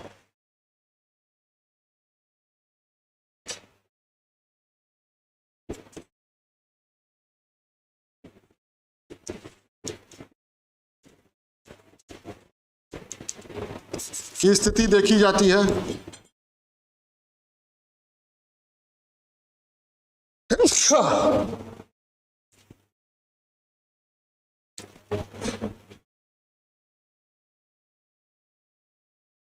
ठीक है, तो एब्सेंटी लैंड लॉर्डिज्म या भूस्वामित्व विषमता के लिए क्या किया जाए? काश्तकारी सुधार। जो छोटा छोटा है तो क्या किया जाए? कंसोलिडेशन या सहकारी कृषि। ठीक है, पढ़ाए थे ना, यानी भूमि सुधार कार्यक्रम को का सही ढंग से क्रियान्वयन होना चाहिए। लैंड टू टीलर, जो जोते खेत उसी का खेत। ठीक है, सुनिए, हमारे बिहार में स्वैच्छिक भूमि सुधार आंदोलन भी चला। पिछले बार हम स्वैच्छिक भूमि सुधार आंदोलन की चर्चा किए थे, थोड़ी चर्चा। भूदान आंदोलन विनोबा भावे ने आरंभ किया, जिसमें जमींदारों से, भूमिपतियों से उन्होंने आग्रह किया कि अपने अतिरिक्त जमीन का आप दान कीजिए, ताकि जो भूमिहीन है उनके बीच भूमि का वितरण किया जाए, ताकि समाज में तनाव न हो, सर्वोदय की कल्पना को साकार किया जाए। सर्वोदय का कंसेप्ट दिया उन्होंने गांधी जी ने, गांधी जी के मानस पुत्र विनोबा भावे ने। तो कहा जाता है कि सबसे ज्यादा भूमि विनोबा भावे को बिहार में मिला। कहाँ मिला? हाँ, विनोबा भावे ने कहा कि सभी जमींदार भूमिपति हमको छठा बेटा मानिए। क्या मानिए? छठा बेटा, और कम से कम अपना छठा हिस्सा हमको दे दीजिए। ठीक है, तो विनोबा भावे ने ये आंदोलन शुरू किया और बिहार में सबसे ज्यादा जमीन मिला। अब इसमें कमी क्या हुई कि बहुत सारे भूमिपति जमींदारों ने क्या किया, बंजर भूमि को पहाड़ नदी सबको दान कर दिया। ठीक है, बहुत लोगों ने जो आदर्शवादी थे अच्छा जमीन भी दान किया, बहुत सारे ऐसे जमींदार थे, तो कोई दो राय नहीं है। तो समस्या क्या हुई कि सरकार को जमीन तो मिला भूदान आंदोलन से, भूदान कमेटी को भी मिला, लेकिन अब क्या, जमीन पर नाम होना चाहिए ना, मालिकाना हक किसका? जिस विनोबा भावे का, जो बांटा जाए उसको, और उसके नाम से दाखिल खारिज होना चाहिए, उसका कब्जा होना चाहिए। तो ये अभी तक ठीक से नहीं हो पाया है। और अभी की जो स्थिति है, तो 50% भूदान में पाए गए जमीन का 50%, एक जगह हम पढ़ रहे थे उसमें है कि वो उसका जो जिसको मिलना चाहिए जमीन, जिसको जमीन दिया गया उसके नाम से दाखिल खारिज समझते हैं, और उन जमीनों पर फिर से दबंगों की नजर गड़ गई है और उस पर सरकार ठीक से ध्यान नहीं दे रही है। तो आप यहां सुझाव दे सकते हैं, पहले तो समस्या लिख लिए ना, समस्या लिख लिए ना, क्या लिखे है समस्या? जोर से पढ़ो ना। उत्पादन एवं भोग में असंतुलन, श्रम शक्ति का अपव्यय, छिपी बेरोजगारी, अनुपस्थित भूस्वामित्व, न्यूनतम पूंजी निवेश, हिंसा एवं तनाव की स्थिति। तो समाधान क्या हो सकता है? भूदान एवं सीलिंग, सुनिए इधर, भूदान क्या, भूदान कर दिया जाए, ये तो भूदान तो प्रोसेस हो रहा है, वो तो है ही। भूदान और सीलिंग समझ रहे ना, सीमा से अतिरिक्त जो जमीन थी उसका अधिग्रहण किया गया। तो सरकार के पास तो जमीन है बांटने के लिए, जमीन कहाँ से मिला है सरकार को? भूदान वाला जमीन और सीलिंग वाला जमीन, सीलिंग से प्राप्त जमीन, इन दोनों का अगर सही ढंग से वितरण हो तो भूमिहीनों की समस्या का समाधान हो सकता है। सही ढंग से वितरण हो और उस पर क्या कि स्वामित्व या मालिकाना हक मिले, किसको?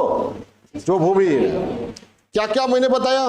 भूदान और सीलिंग हिंदी हदबंदी से प्राप्त जमीन का सही ढंग से वितरण किया जाए। ठीक, लिखिए, भूदान एवं हदबंदी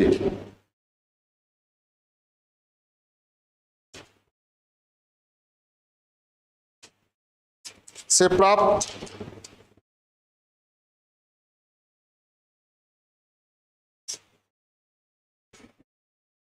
जमीनों का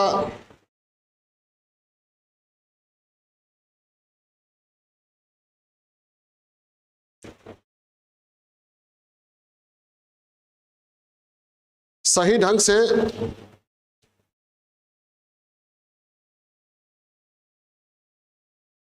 वितरण किया जाना जरूरी है।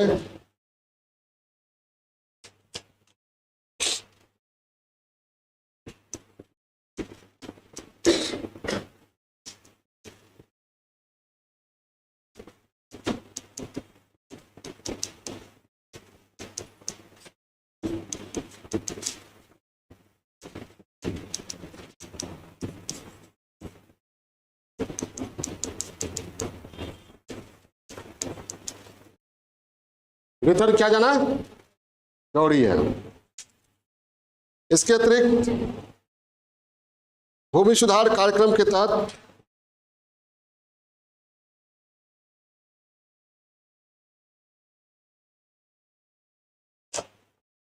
सहकारी कृषि,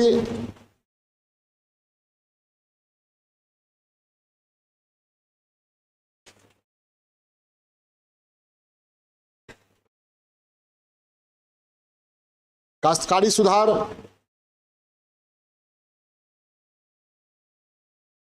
हदबंदी,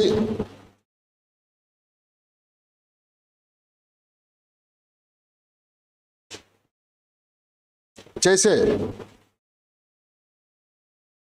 उपायों की कमियों को दूर करते हुए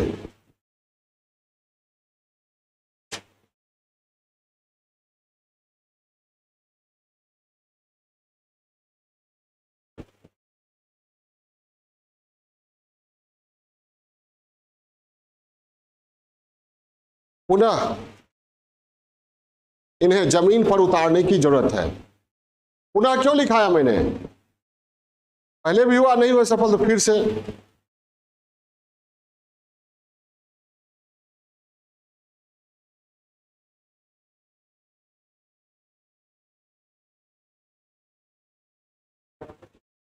देखिए, आप बताते हैं, एक आंकड़ा ये बताते हैं।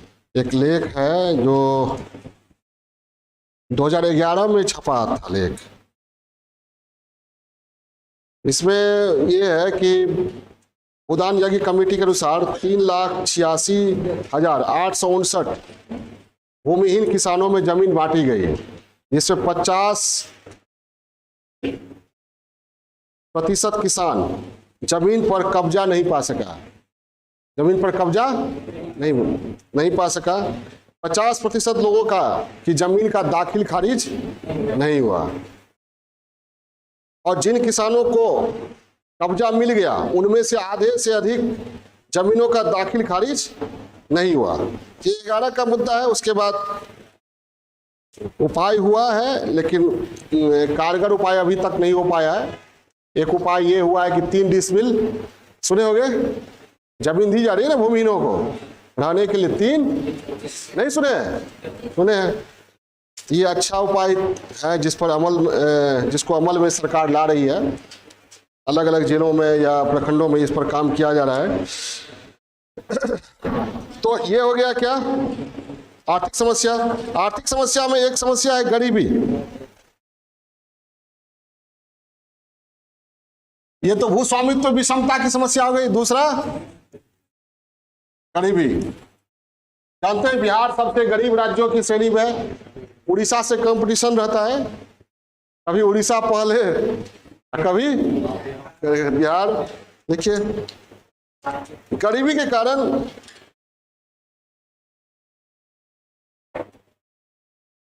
कृषक कृषि में निवेश नहीं कर पाते हैं।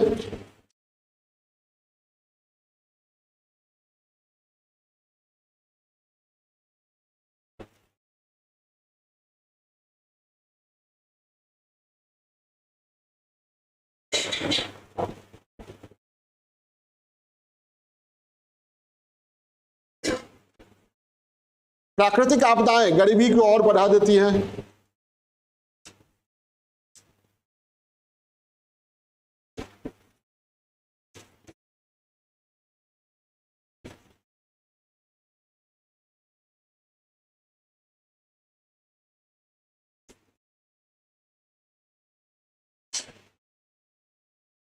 भूस्वामित्व में विषमता की स्थिति पहले से ही मौजूद है। भूस्वामित्व में विषमता की स्थिति पहले से ही मौजूद है।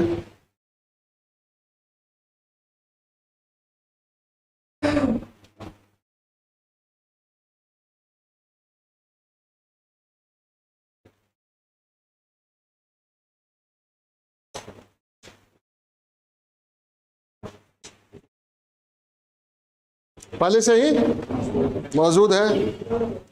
समाधान क्या कीजिए, लिख दीजिएगा। गरीबी चैप्टर में पढ़ाई गरीबी उन्मूलन कार्यक्रम, वहां समाधान जो है उसको कंक्लूड यहां पर दे सकते हैं। समाधान में गरीबी उन्मूलन कार्यक्रमों का ईमानदार क्रियान्वयन सुनिश्चित होना चाहिए।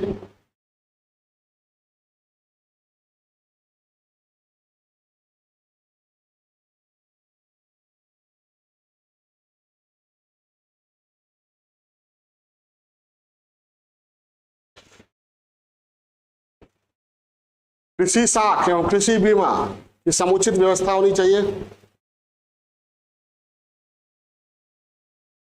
कृषि साख और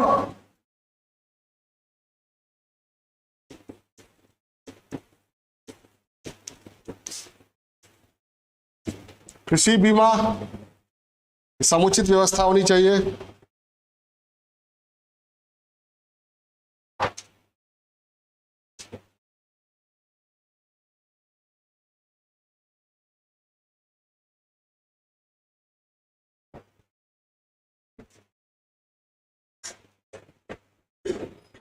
अब वो ये इस भू स्वामित्व विषमता है तो उसको दूर करने के लिए क्या किया जा सकता है?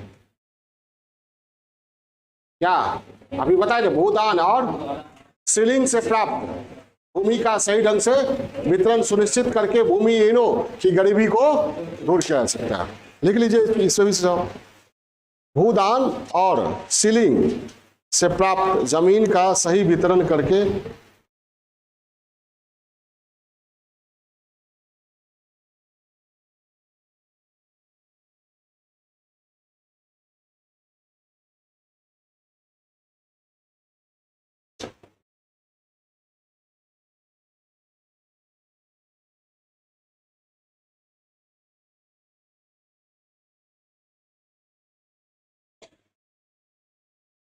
देखिए भूमिहीन कृषकों की समस्या का निदान किया जा सकता है। भूमिहीन जो है वो तो कृषक कहना उसको उचित नहीं है, कृषि श्रमिक हो जाता है। वो खेती करता है लेकिन दूसरे की जमीन पर करता है।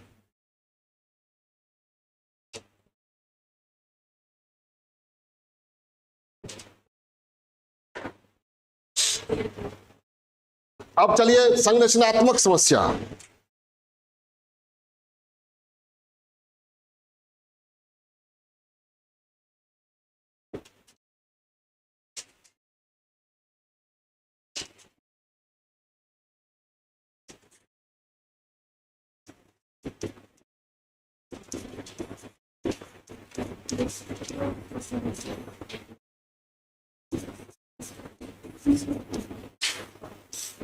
संरचनात्मक समस्या, संरचनात्मक समस्या में क्या आएगा?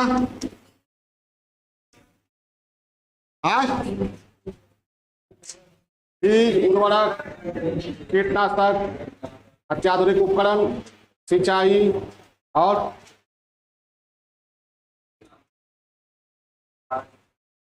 बोलो ना, जोर से बोलो ना, इतना पढ़ा रहे कृषि कब से। भंडारण, विपणन, बताइएगा ना इन समस्याओं का समाधान कैसे हो सकता है? राजनीतिक प्रशासनिक इच्छा शक्ति के द्वारा, निवेश के द्वारा, भंडारण, विपणन वगैरह वगैरह, ठीक है, कृषि साख आदि के द्वारा इन समस्याओं का समाधान हो सकता है। संरचनात्मक कारकों की सफलता किस पर निर्भर करती है? ठीक है, संस्थागत कारकों की सफलता राजनीतिक इच्छा शक्ति। तो जो आर्थिक समस्या थी उसमें भी आप ये राजनीतिक इच्छा शक्ति समाधान में लिख सकते हैं, और अब जो दे रहे हैं उसमें भी राजनीतिक इच्छा शक्ति लिख सकते हैं।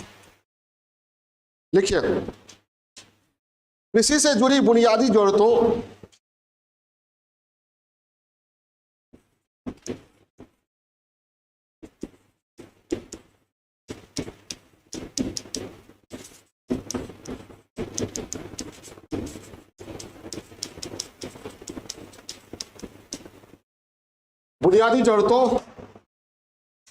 जैसे उन्नत बीज, उन्नत उर्वरक,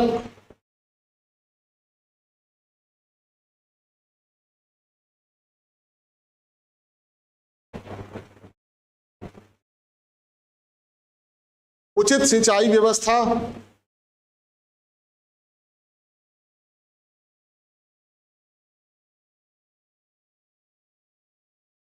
विपणन एवं भंडारण की उचित व्यवस्था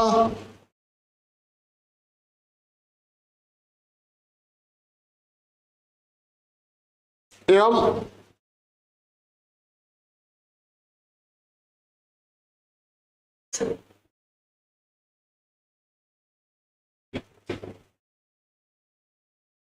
आधुनिक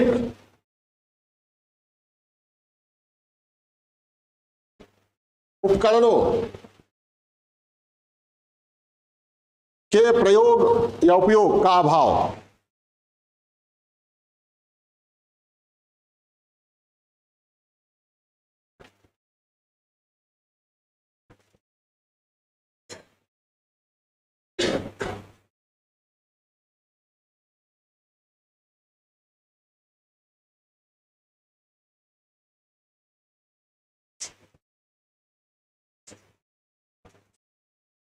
समाधान में लिखिए, छोटा ही इसको लिखिए। समाधान,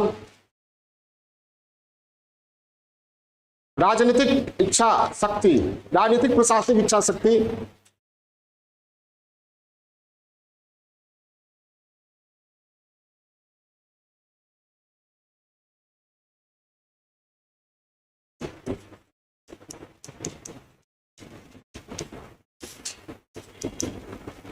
लिखे थे ना ये,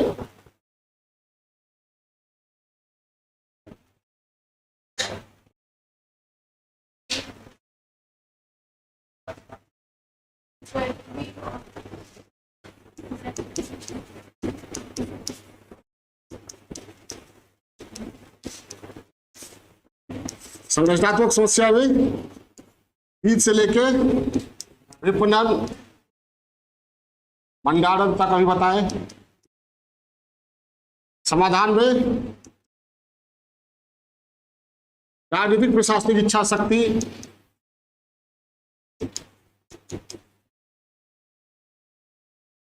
कृषि साख, कृषि बीमा,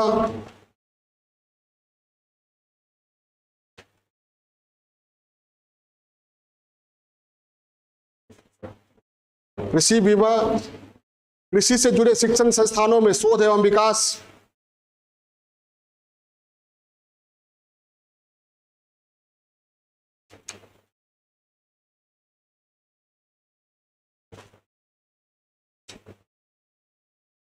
भंडारण और विपणन की समुचित व्यवस्था,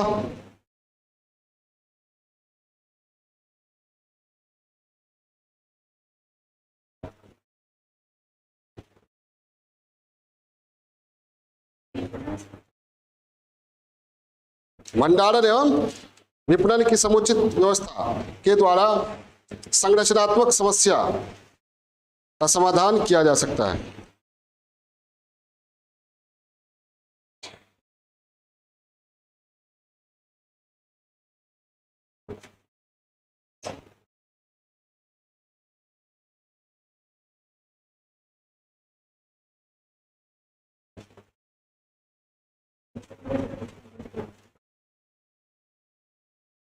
लिख लिए कोई दिक्कत? अब ये हो गया क्या, समस्या समाधान। अब चलते हैं सरकारी प्रयास, उसको ब्रीफ में देख लेते, संक्षिप्त में, संक्षेप में। सरकारी प्रयास,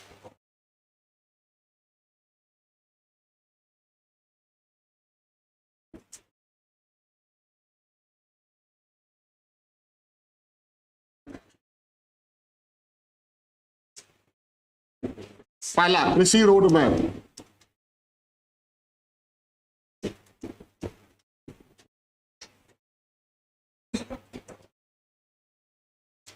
राज्य सरकार द्वारा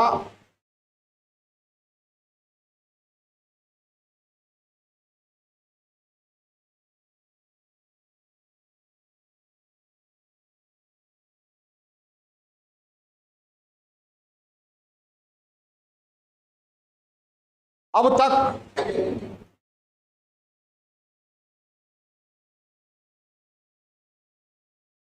तीन कृषि रोड मैप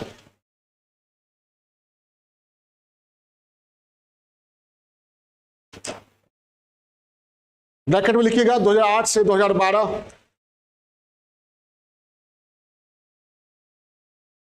कॉमा 2012 से 2017,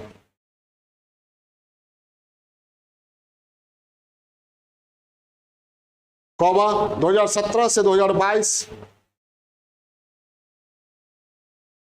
2023 से 3 कृषि रोड मैप बनाए गए हैं,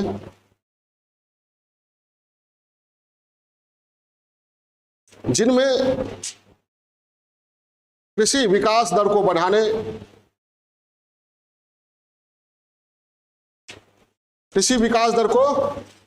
बढ़ाने, एवं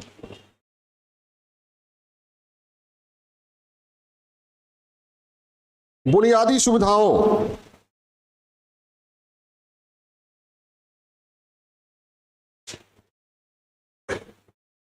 को उपलब्ध कराने पर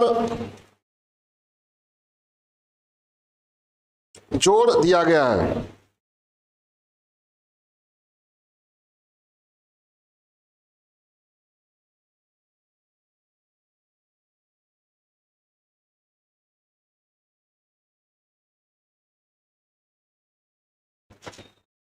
जोर दिया गया।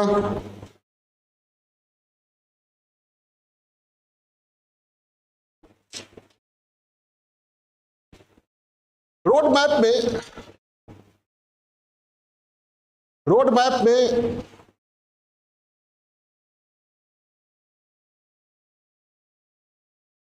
इंद्रधनुषी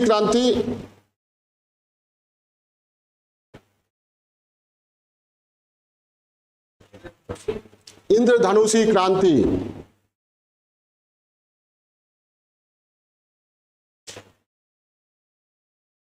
जैविक कृषि,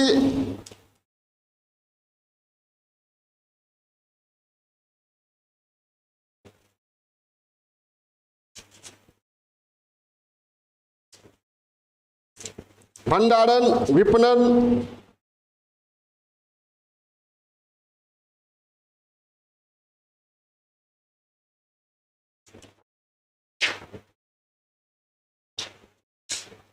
पर जोर देते हुए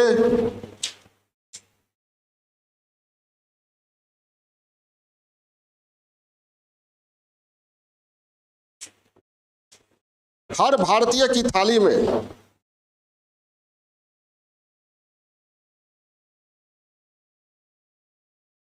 कम से कम एक बिहारी व्यंजन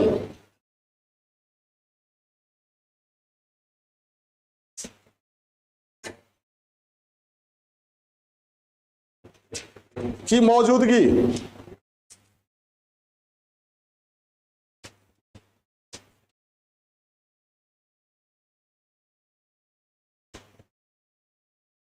को लक्ष्य बनाया गया।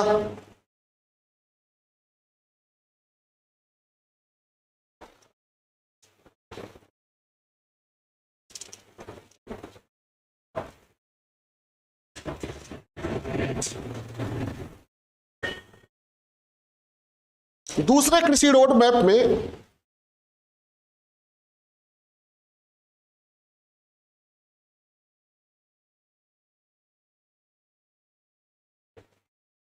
कृषि कैबिनेट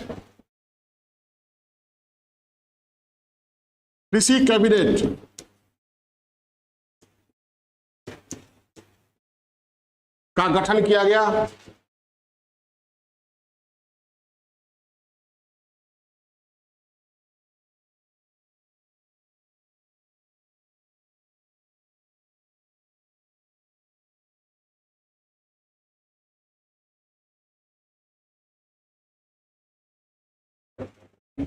इसको आगे बढ़ाते हुए कृषि से संबंधित 18 विभागों को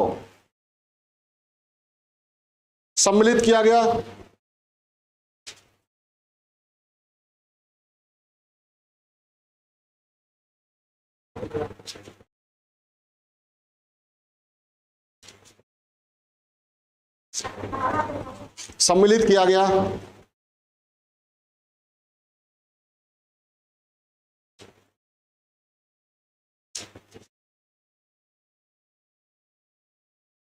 तीसरे कृषि रोड मैप में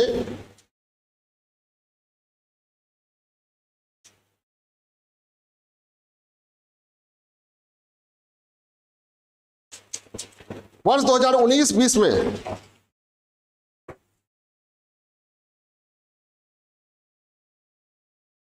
जैविक कॉरिडोर योजना, कॉरिडोर योजना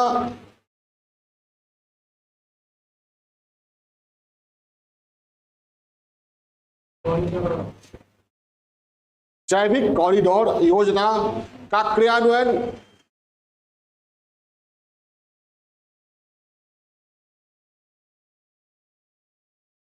राज्य के गंगा किनारे वाले 13 जिलों में किया गया था। गंगा किनारे के 13 जिलों, पटना से भागलपुर तक, राज्य के गंगा किनारे के 13 जिलों में किया गया था, जिससे जैविक सब्जियों के उत्पादन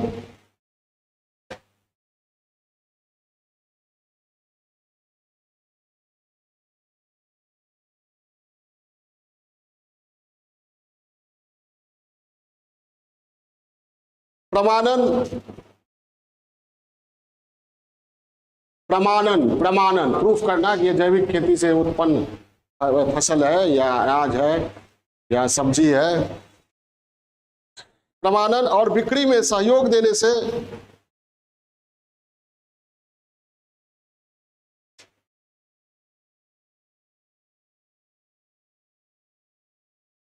ये 2022-23 का जो आर्थिक सर्वेक्षण बिहार सरकार का है उसी से हम बता रहे हैं।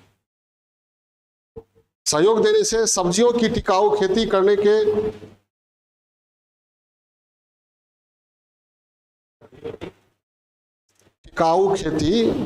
के किसानों के प्रयासों को मदद मिली थी।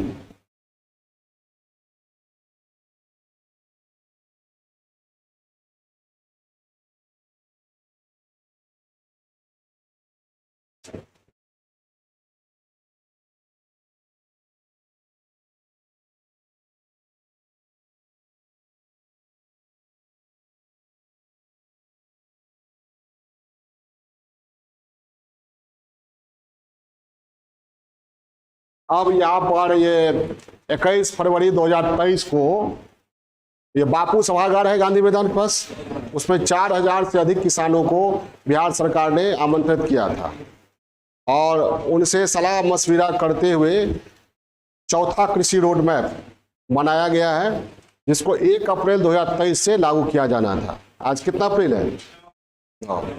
तो चौथे कृषि रोड मैप में क्या किस पर जोर दिया गया है उस पर हम लोग बात कर लेते हैं। ठीक है, चौथा कृषि रोड मैप भी तैयार किया जा रहा है। हाँ, चौथा कृषि रोड मैप भी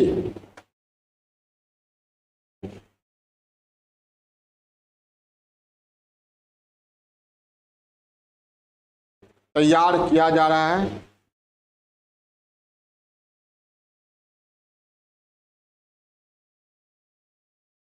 इसमें कृषि के विविधीकरण,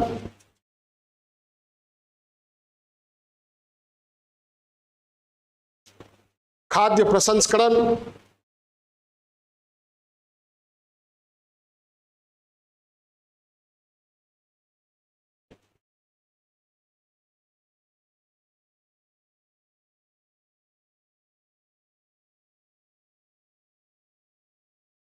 जलवायु अनुकूल कृषि,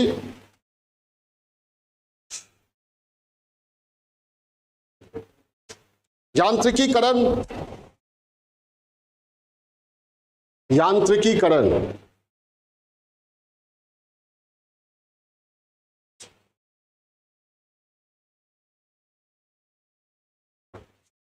भंडारण,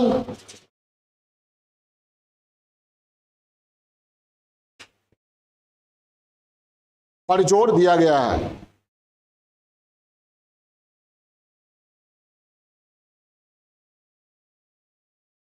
चौड़ क्षेत्र समझ गए ना? चौड़ क्षेत्र के विकास के लिए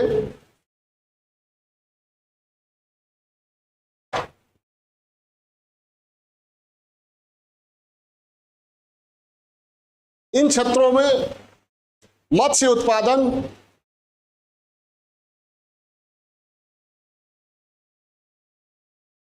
और सौर ऊर्जा उत्पादन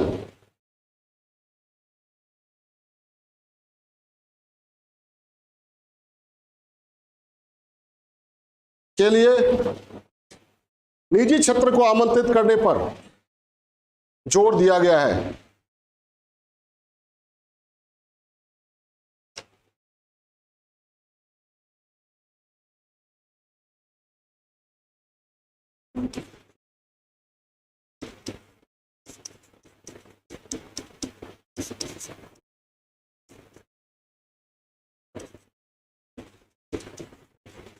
अगर मान लीजिए आप लोग को याद नहीं रहा रोड मैप पे क्या क्या जाना, या सरकार क्या कर रही है, तो सरकार करेगी क्या? या तो संरचनात्मक कारक को दूर करेगी, या संस्थागत कारक को दूर करेगी, या प्राकृतिक आपदा से जुड़ी समस्या को दूर करेगी। तो सभी समस्याओं के संबंध में समाधान तो समझ गए ना, तो वही सब लिख दीजिएगा कि ये सरकार ये कर रही है, ये कर रही है। ठीक है, ये ठोस बातें भी होनी चाहिए। तो ये हो गया। और अधिक किसान क्रेडिट कार्डों के आवंटन, और अधिक किसान क्रेडिट कार्डों के आवंटन, किसानों की आय में किसानों की आय में वृद्धि,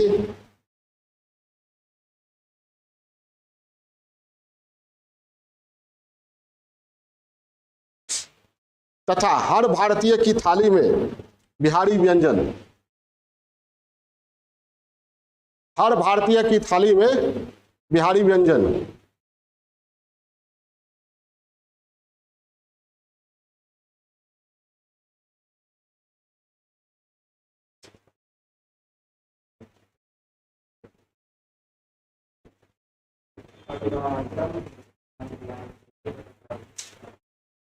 पर जोर दिया गया है।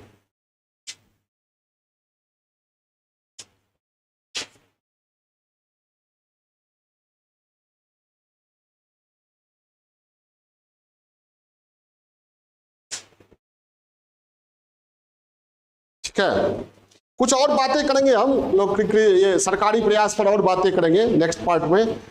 ब्रेक देते हैं हम, ठीक है, भोजन करके आइए, 1 घंटे का ब्रेक।